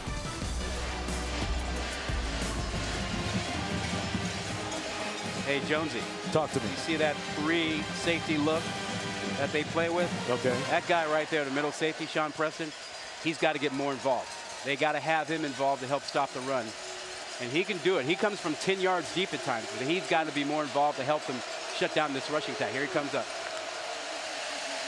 They run it, and they stop the run up. They limited to just a yard gain. There it is, Rod. Called it. This is a defense that believes in moving their defensive front. They slant, they take chances, and they attack with their linebackers. But you need that 8th guy in the box, that middle safety, who can see things and come up and really help you shut down the rushing attack. Matt Brock, the defensive coordinator. Let's look at Preston. His brother, Shaz, plays for Alabama as a receiver. Milroe finds his man. What a catch. Nyblack went high in the air to bring it down. And an authoritative throw by Jalen Milroe. I think this is Alabama's #1 pass route. You see Nyblack running across the field. They clear out with a deep route on that side, and then this deep cross over to that vacated area. Out of St. Petersburg, Florida. Makes it 1st down and 10 at midfield. Toss into the boundary, nowhere to go for McClellan. He's going to be brought down to the 45 for a loss on the play. DeCarlos Nicholson makes the tackle. That's up 2nd down and long. What a good read that time. Part of that 3-3-5. 4-star recruit, number 4 ESPN JC recruit, joined Mississippi State.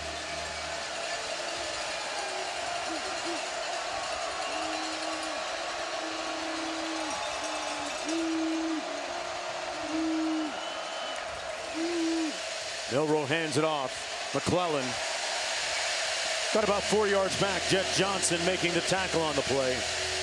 6'2" graduate student out of Tupelo, Mississippi. 3rd and long. Yeah, and you know, you want your linebackers, Jet Johnson 44, Nathaniel Watson 14, to be active. Right now, you need them to play good pass defense. You need them to be able to plug that hole over the middle, because this is a passing down for Alabama. This is a Mississippi State front that was a little bit short on bodies tonight, doing a nice job. Milroe surveys, got rid of it in time, found his man again. Nyblack in heavy rush hour traffic. 3 tacklers hit him immediately, but he held on for a 20-yard pickup. Oh, again, Milroe playing with more confidence after that first quarter. Watch him buy time and keep his eyes downfield. Now, he can take off, but he is looking for 1st down yardage. He knows exactly where his receiver, Nyblack, is going to be, and finds him. Showing a lot of patience and poise in the pocket. Milroe connects again down to the 27-yard line. Kendrick Law. You know, we haven't talked about it in a while, but the strength of his arm strength, that flick of the wrist, that dart on that out, that's tremendous. He's connected on his last 14 passes going back to the previous game last week, that win against Mississippi. 2nd and 5. 8 of 8 tonight. They run it between the tackles. It's going to set up a 3rd down and 1. Roydell Williams that time picked up 4. Yeah, back to that offensive line. You know, you talk about Milroe's arm strength. When I watched him on tape, you know who he reminded me of? Who's that? Michael Vick. Just that little flick with so much authority on the ball, you know, without using the lower half of his body. They may use the lower half of his body to run it here, but. Sure did. And he picks up the 1st down. Milroe moves the chains. Got down to the 20. It'll be 1st down and 10. He's just got that tremendous ability. It's rare to see a quarterback. You know, he's not Michael Vick, obviously, but he does this very much like Vick, the way he flicks that ball and can do it without having to take a big drive step with his lower half. They concentrated on making tweaks and fixes in their red zone offense during practice this week. Let's see what they do here. Picks up 6. That's Roydell Williams. 2nd down and 4 coming up. Yeah, you know, that offensive line, a little counter action. Right tackle, Latham, the right guard, Dalcourt, coming from that side to kick out. That's a big game. This offensive line, I mean, nobody's under 310, 15 pounds. Crazy. When he steps on the scale, that big guy, it says to be continued. They run it on 2nd down. Nowhere to go that time. Couldn't find a crease. Page right there making the tackle for Mississippi State. 3rd and 3. Bama has not converted on 3rd downs tonight. Yeah, they started 0 for 3. They're 5 of 5 since. Yeah, part of that's the protection. He's been protected when he had to throw. Sacked twice in the 1st quarter, not since. Got to get to the 10 to get the 1st down. Pressure coming. And they sack Milroe back at the 20. Page again, the first one to arrive. And it's 4th down. In comes the field goal unit. A smart call by Mississippi State, by Matt Brock, the defensive coordinator. Brought 6. You'll see them all come. Bring the linebackers, bring a safety, outnumber Alabama, and you get the sack. Now, can you get a break on the field goal? You got the stop to keep him out of the end zone.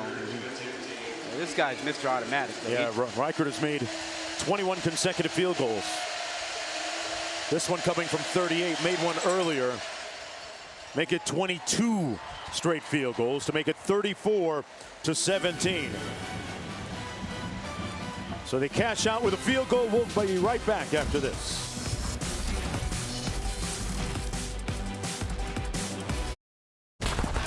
Bulldogs with barks and bites while the embers burned and the sound, well, for some it was divine. No Dowsing and Bell before 1969. Inscribe their names to the maroon and white books, as well as the unstoppable Mr. Cooks. Speed, strength, and precision too. Catch me soon before molds and mildew. For some, the line seemed dull, not when the ship is anchored with a fortified hull. This last dog, he's now stacking the racks. Nathaniel and Peggy's loving son, Dak. Little spoken word for you here. Snap them fingers, Snap them Rodney. fingers, man. Q has a little bit more on that story in just a minute. It'll be 1st and 10 for the Bulldogs from the 25-yard line. You know his name. Dak.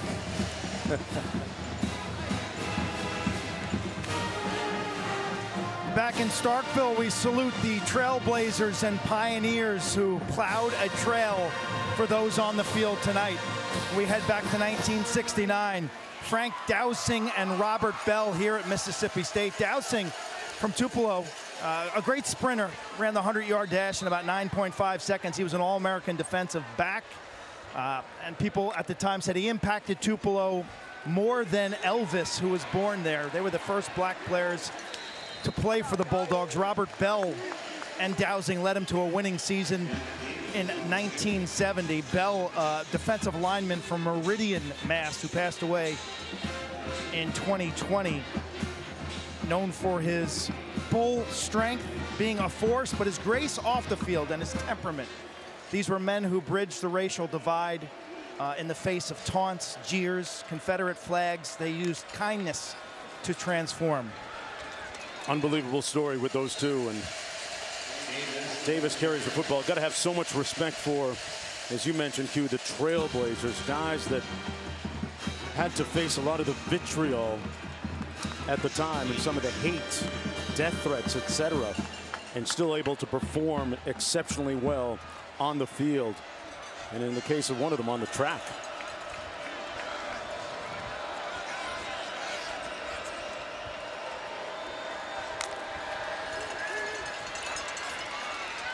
Rodgers up top. A little bit too strong, intended for Xavion Thomas. Sets up 4th down and 4. So the Alabama defense forcing a punt to the chagrin of the fans here. Yeah, they are, but I was still thinking about that little history lesson that you and Q gave us, and thanks for sharing that, and thank you to the Trailblazers. Yes. I mean, the Mississippi State players, Dak Prescott and everybody else, acknowledges and appreciates all that. But for them, players like that helping literally change the complexion of the entire conference. Fair catch by Kool-Aid at the 30-yard line. And we got a flag down on the field.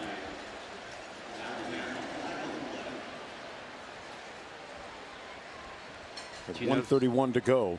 Do you notice the great coverage by Arnold on that 3rd down throw?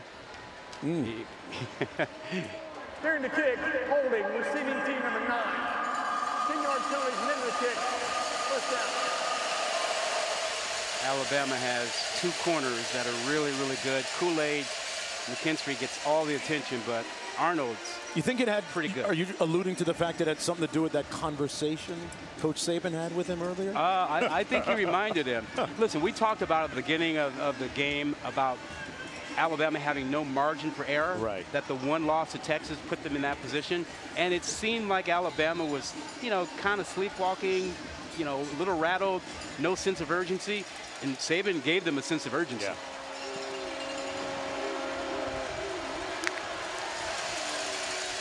Three in motion. They hand it off to Jace McClellan. McClellan and Williams have been a wonderful 1-2 punch. This is how you motivate and inspire sometimes. And just a moment ago, I'm not sure if you caught it, but Saban went over and made eye contact with Arnold, said, hey, let's go, guys. You guys good? And they gave him the nod back. Yeah, well, Saban knows he has a defense that can be elite. And I feel like Alabama's finding their identity, that they know that they can rely on their offensive line. They can run the ball. They have a big play quarterback who can throw it deep and can really use his legs. And a defense that will shut folks down.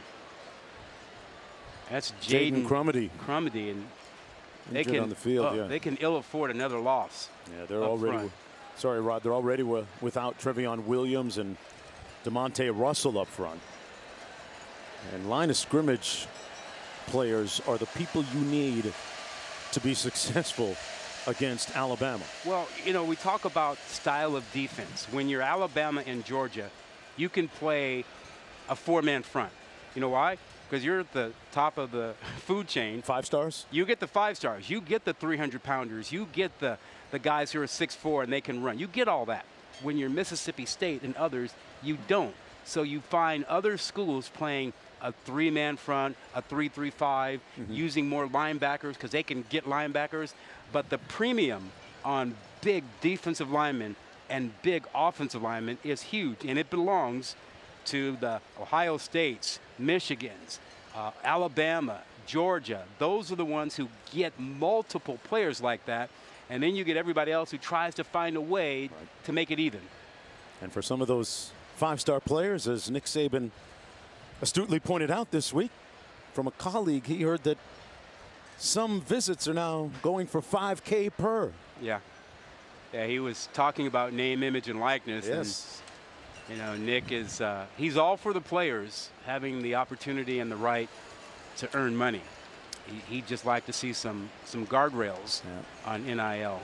One thing for sure is recruits know how to say, Coach, the price of the brick is going up. Well, Nick's not going to be very happy because I don't think there are going to be any guardrails. If you've been following the latest antitrust suit filed against the NCAA, there's very likely in the next 60 days going to be an injunction that will prohibit the NCAA from saying you can't have pay for play and that schools can't pay directly. And you know what the NCAA said to the court in its filing? What's that? We're not going to fight this. So I think Nick's going to be as mad as he was at his team when he finds out that guardrails are really unlikely to happen in NIL. Yeah, he did say he did like NIL. Yes. Yep. He said it's not what he thought he and everybody else intended it to be.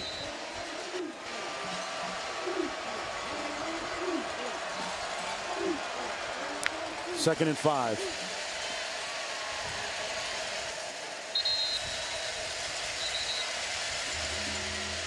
Stopped up near the line of scrimmage. It's kind of reminiscent when you look at him communicating with his defensive back, the Camarion Richardson, symbolic of, and then afterwards, my man, you good? Yeah. Let's go. That's the part that people need to know about and see. Yeah, that's the part that often gets overlooked. Yeah. Reminiscent of Coach Prime a couple of weeks ago with Jimmy Horn, who responded with the game-tying touchdown to send it into overtime. Deep shot up top and incomplete, intended for Jalen Hale. What a touchdown catch last week against Mississippi, and now it's 4th and 3. So the Bulldog defense gets off the field. Yeah, did you see the effort by Jet Johnson, the linebacker? I mean, he was literally on his knees. Here he is. Right here, right there, 44 to the right there. Watch him literally try and crawl to get to Jalen Milroe. I mean, you talk about effort and passion. Wow. On display by Jet Johnson. Meanwhile, for Milroe, that was his first incompletion in 15 tries going back to the previous game. Fair catch called at the 28-yard line. It'll be 1st and 10 from there. Here tomorrow, 9:30 a.m. Eastern, the NFL London Games kicks off exclusively on ESPN+. The Falcons and Jags aren't just playing a game in London this weekend. They'll be playing in Andy's bedroom, too, because it'll transform into the world of Pixar's Toy Story. That's right, with the NFL players becoming the characters competing in real time. To get ESPN+, go to espnplus.com or download the ESPN app. Let's make sure we watch Louis Riddick. Thanks to him for making the trip to London and allowing me to step in and join you for this week. Man, great to have you, partner. Sure, he's going to enjoy the Toy Story version. He's allowed to watch a little bit of it. 1st and 10. Rodgers is going to hand it off. That's Seth Davis. So we've seen Davis, Pittman, who was prolific on the previous drive, and Woody Marks as well in the backfield get touches tonight. Yeah, but no one gives you the same threat that Woody Marks gives you out of the backfield in the pass routes. That's 3 quarters in the books under the lights here in Starkville. 15 minutes to play. Bulldogs trying to snap that 15-game losing streak against Alabama. Welcome back, everyone. You're watching the SEC on ESPN.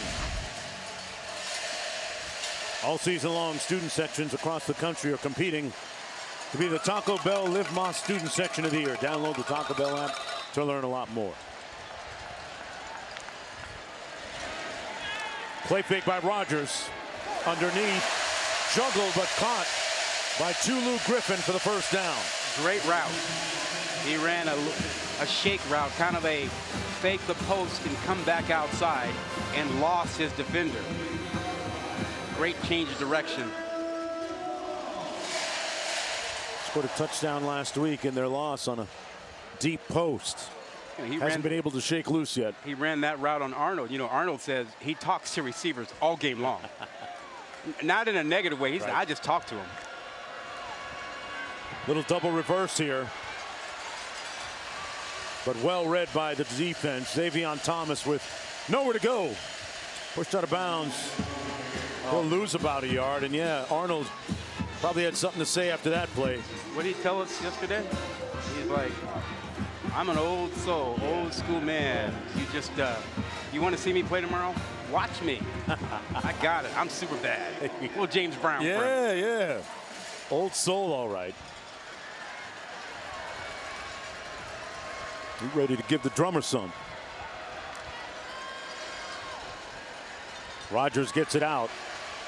This is Harmon, and he's going to pick up about a yard on the play. Have you ever been a part of meetings with players where you heard such an eclectic range Unbelievable. of music? Musical taste. Yeah, Nathan Pickering, the nose guard, telling us he loves the country vibes of Johnny Cash and a few others. Yeah. So we went from Hank James Williams. Brown to, Hank Williams, Johnny Cash. Little Barry White. Yep. One of the coaches. And, of course, a little baby Q. 3rd and 10. Don't. Rodgers going to be sacked. Q, I don't know if there's a song sad enough to describe that last play. Wow. Don't forget about little baby. Yeah? And my man Offset. My main man Offset. You and him are tight now, right? Clout. That's my tune. Clout. Yeah, do anything for clout.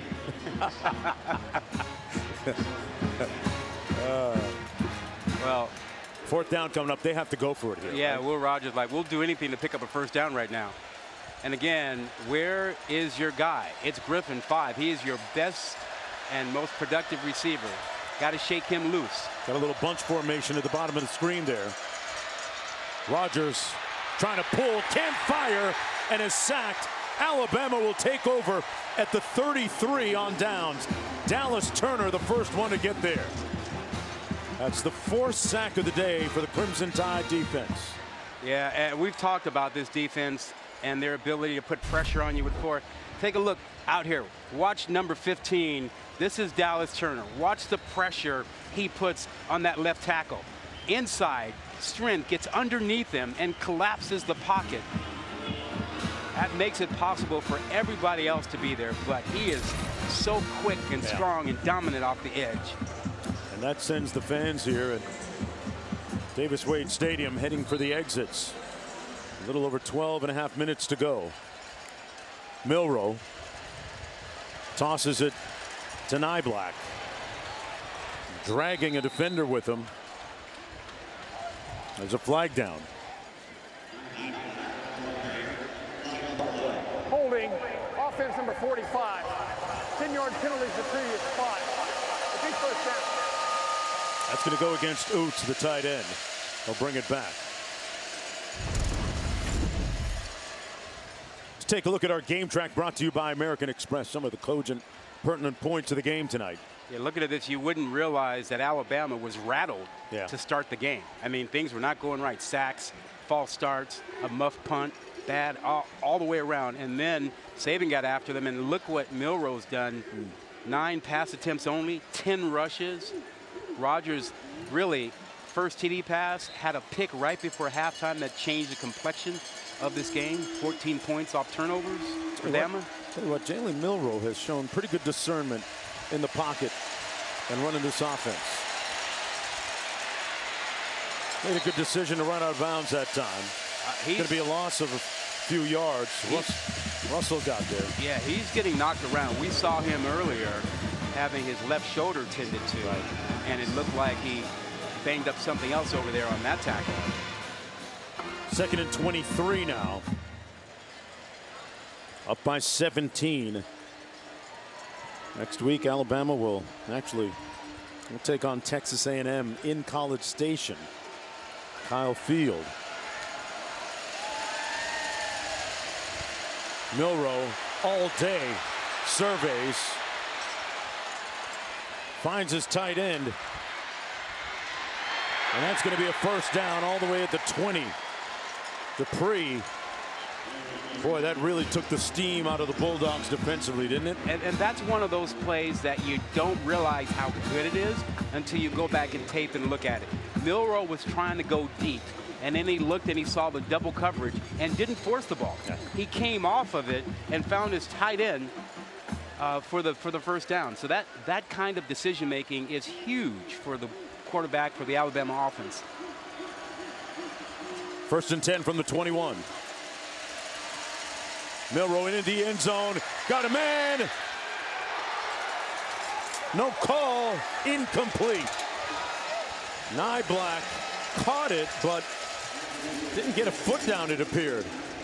Boy, great defense by Sean Preston Jr. Yeah, and a great throw. Put it up there, give your guy a chance. Preston making Nyblack go all the way. Oh, he got a foot down. But yeah, left foot down, right foot on the inline. Did he control it through the catch? And remember, you have to control the ball through the catch, but let's see. Left foot, it looks simultaneous. That is so close. Next play, it's Roydell Williams. And he's going to pick up about 4. What an effort, though, by both players on that previous play. Yeah. And remember, the call on the field is so important. Right. It's so hard to overturn a call unless you have indisputable video evidence. Catch. Left foot down, right foot just after on the out of bounds. Does he have the ball, though? Yeah, that left foot, I think his left foot is down, and I think he's got control of that ball. Does he hold it all the way through? Yeah. It's a moot point now because the play has already moved on. Yeah. Hey, what about the throw? Right on the money. False start, offense number 74. 5-yard penalty.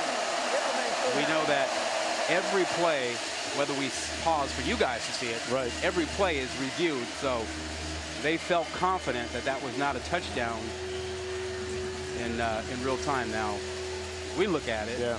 Again, it's hard to tell how much control he had when that ball's in the back of the helmet. Yeah. Sometimes you like to see guys get credit for the catch because of the effort.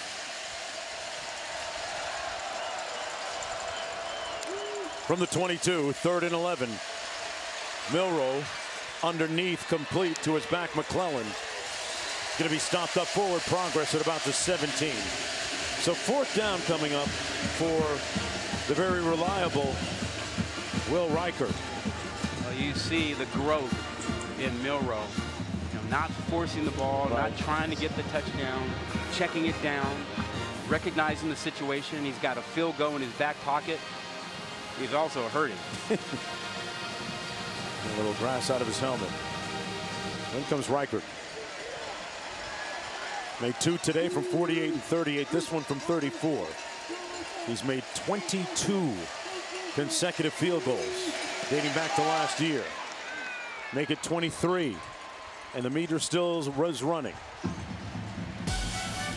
The Tide coming in like a tsunami right now. Back after this. Friday, 4 o'clock at the Junction. Doug ready to blow the whistle as these tailgaters are chomping at the bit to claim their spots. It's a mad rush as tailgaters claim their real estate. What would it be without setting up the ping pong table first, right? You got to get your spot, get your table, maybe get your grill, bottles. You sure that was ping pong? Hey, man, PG-13 show, or just PG. Here's Tulu Griffin. And brought down after a short return, 8:59 to go. You know, daunting challenge SEC ahead. night games, Q, they know how to get it together, don't they? Shockingly well behaved, but they send the pledges. All the sororities and fraternities send the pledges to wait it out, and they got to like camp out for the full day. Oh. And then the whistleblowers are allowed to step into the prized real estate to set up the tent for the rest of the sorority and fraternities and the alums. I did not see any pledge pins though. I was told today that the tailgating continues far after the game tonight, too. Bulldogs trying to get this party jumping again. 2-yard gain. Thomas with the catch. Oh, it's not ping pong. It's okay. Yeah. Ping Told pong you table. so. Okay. Told you so. There you go. When have you been to a tailgate and done ping pong? He's trying to rinse it a little bit.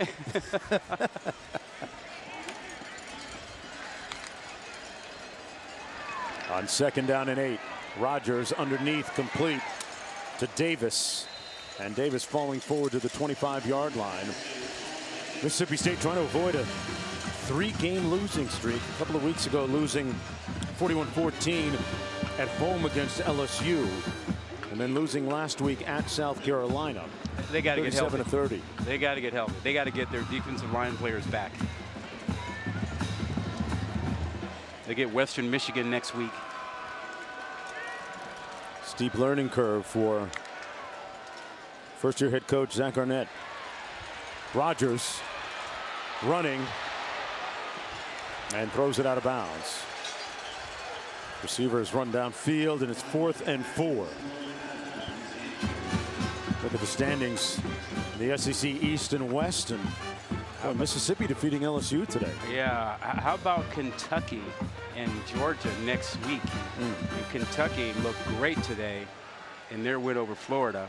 And the West, I mean, the West is up for grabs. I mean, A&M and Bama will play next week. That ought to be fun. Yeah. Jimbo and Nick. Texas, yeah. There's some thoughts and words exchanged over the summertime. Aggies playing with QB2 now. Rogers taking a shot, picked off. Caleb Downs with the INT. What an outstanding freshman safety for Alabama, leading the team in tackles. Read this all the way. Had his eyes on Rogers the moment he dropped back, and watch him. Number 2 to the left of your screen over here, making a good idea to just watch the quarterback. He's on him. He's on him. He sees it. 3rd pick of the game for Rogers. And this defense, my friend, elite. Yes. ESPN College Football Primetime is presented by Geico. It's easy to Geico. And welcome back, everyone, to Starkville, Mississippi. Alabama in control. With 7:38 to go in the 4th quarter. The Tide That far away from improving to 4-1 on the season. Ty Simpson in at quarterback. Hands it off to Jam Miller. And Milroe is done for the night. Yeah. And look, really efficient night for him at quarterback. 10 of 12, 164 yards passing. Ran the ball really effectively tonight. You see Ty Simpson there. I'll tell you what. Call him climate change, because after that initial series, he changed the temperature of this game. Yeah, he did. In a big way. 53-yard scramble for a touchdown. Quieted the crowd. Got Nick Saban happy. Got the offense going. I wouldn't say happy, but yeah. Quarterback Simpson tripped up in the backfield. Nice play there by Russell. The other thing about Milroe is just the decision making tonight. Okay. When you add that to the way he played in the second half last week against South Carolina, you start to see how this team can come together. What do we learn tonight?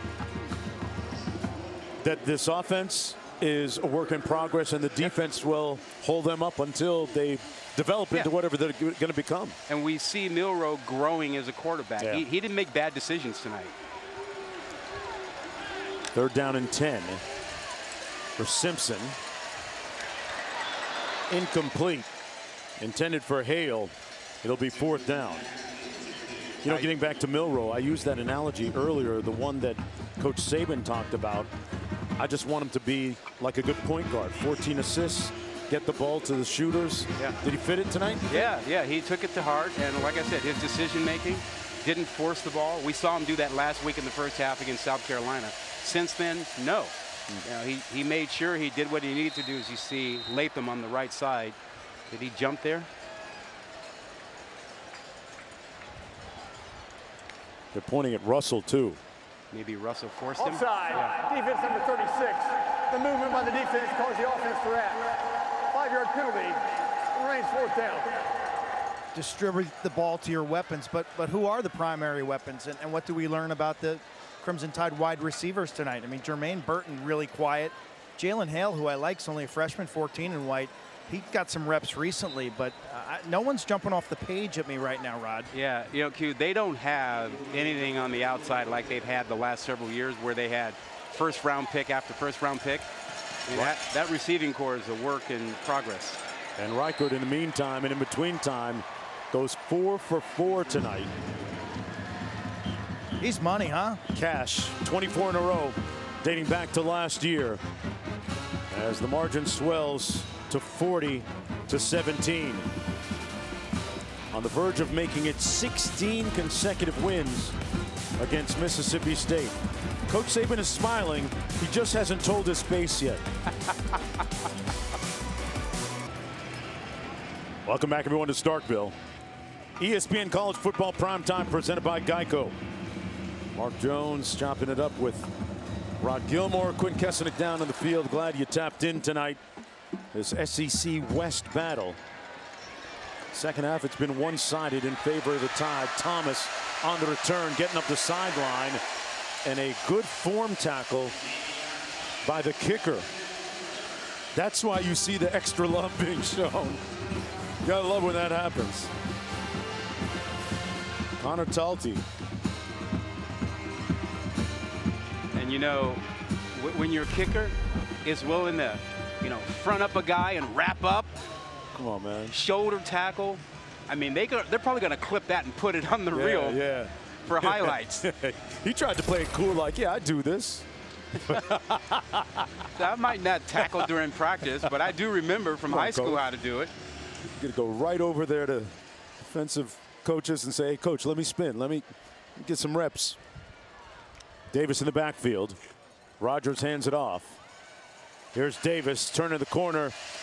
Determined, authoritative run, picking up the first down. You know, Jonesy, Q was talking about the ineffectiveness, so to speak, of the wide receivers for Alabama. Well, you can't have a first-round pick every year. And you look at what they've done. Even Alabama? Okay. And it seems like they've had a whole bunch. Look at this. They've had the most wide receivers drafted since 2019. And it seemed like almost every one of them was a first-round pick. Right. Rogers pulls, completes it, just shy of the 40-yard line to Harmon. There has been a procession of prolific professionals that began in Tuscaloosa. Judy, Ruggs, Waddle, Devontae Smith, Jamison Williams. Hey man, Coach Saban jump on that PJ and pop into gym class at lunchtime in South Florida and come back and have a couple commitments in his pocket too. Lee on the run. Got the first down. You asked Nick Saban the other day about staying in touch with his former players. He's like, I got 83 guys in the NFL. I can't talk to every one of them. Yeah, they come back around when they're not playing, but I can't make 83 phone calls every day. A bunch of them. But, you know, I do agree with Q that in order for Bama to win a championship, they're going to need big plays out of their wide receivers at some point. Rogers taking a shot and incomplete. One of those defensive players for Alabama that are in the league right now. Jordan Battle, former safety, now with the Bengals, doing a great job. Was a star here for Alabama and in the SEC, one of the best in the secondary. 2nd and 10 coming up. Mississippi State will live to fight another day. Zach Arnett told us yesterday, season goes on no matter what happens against Alabama. He didn't want to make this game too insignificant and too big. Lee on the run, close to another first down, but there's a flag down. Illegal formation. Offense, more than 4 players lined up in the backfield. 5-yard penalty. Repeat, 2nd down. So Zach Arnett knows that he's got a rough schedule ahead, but you know the goal is to make a bowl game. They were 8-4 last season, played on January 2nd. Right. You know, he took over this program after Mike Leach, our friend, suddenly and shockingly passed away of a heart attack. And Zach Arnett is one of the youngest coaches in college football. A Rocky Long disciple as well. Nice pass complete. That's Mosley, Roberson. And we stopped up short of the first down. 3rd down coming up for the Bulldogs with 3:45 to go. You know, just thinking about what the Bulldogs need to do is we see another Alabama player down. Can't see the number. Is that Latham? I think it is. We'll find out on the other side of this break.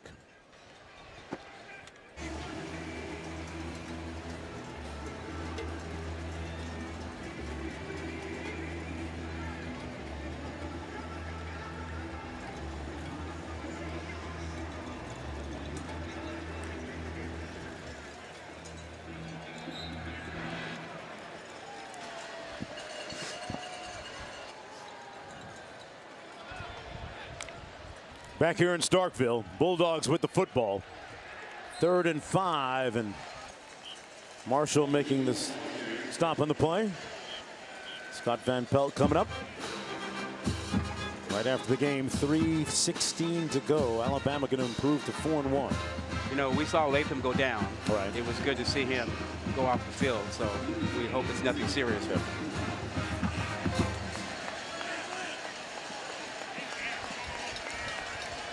From the 28.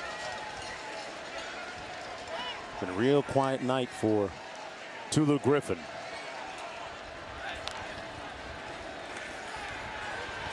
Rogers got rid of it. Incomplete. Broken up by Kool-Aid. At recovery speed. Yeah. Kool-Aid, you know, his given name is JaQuincy, but his grandmother named him Kool-Aid after, remember the Kool-Aid ad? Yeah. With the mug of Kool-Aid? Oh, man. A lot of sugar in that thing. Yeah. A lot of sugar in that. Hey, man, one drink and that's diabetes. Automatic. My favorite color was red, Rod. I don't know about you. I've got red Kool-Aid. Purple, man. Purple Kool-Aid? Was that called grape or something? Kool-Aid McKinstry with a nice pass break up there. He is rarely tried by teams when they throw. They usually go to the other side and try Arnold.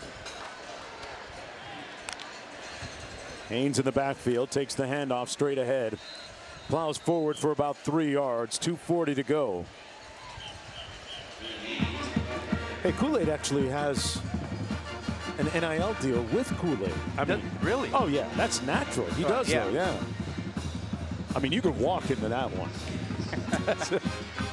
I wonder how much Kool-Aid he has to drink or actually drinks. Free product. Low cash and low product.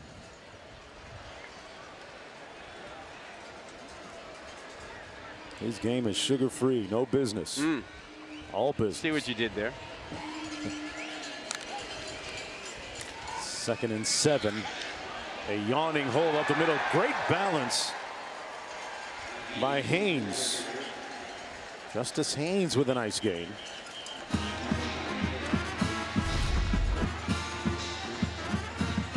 Talk about being athletic. How about that? Hand down, keep your balance. Getting some other backs in there to get a little work. Great agility there. McClellan, Williams, Haynes. So Miller in as well.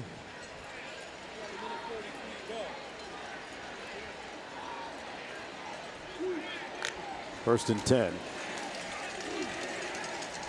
2-yard gain on the play by Haynes. Hey, speaking of Alabama players in the league who are doing exceptionally well. 83 of them, yeah. Hey, my Miami Dolphins, Dade County guy, you know, they're down Miami.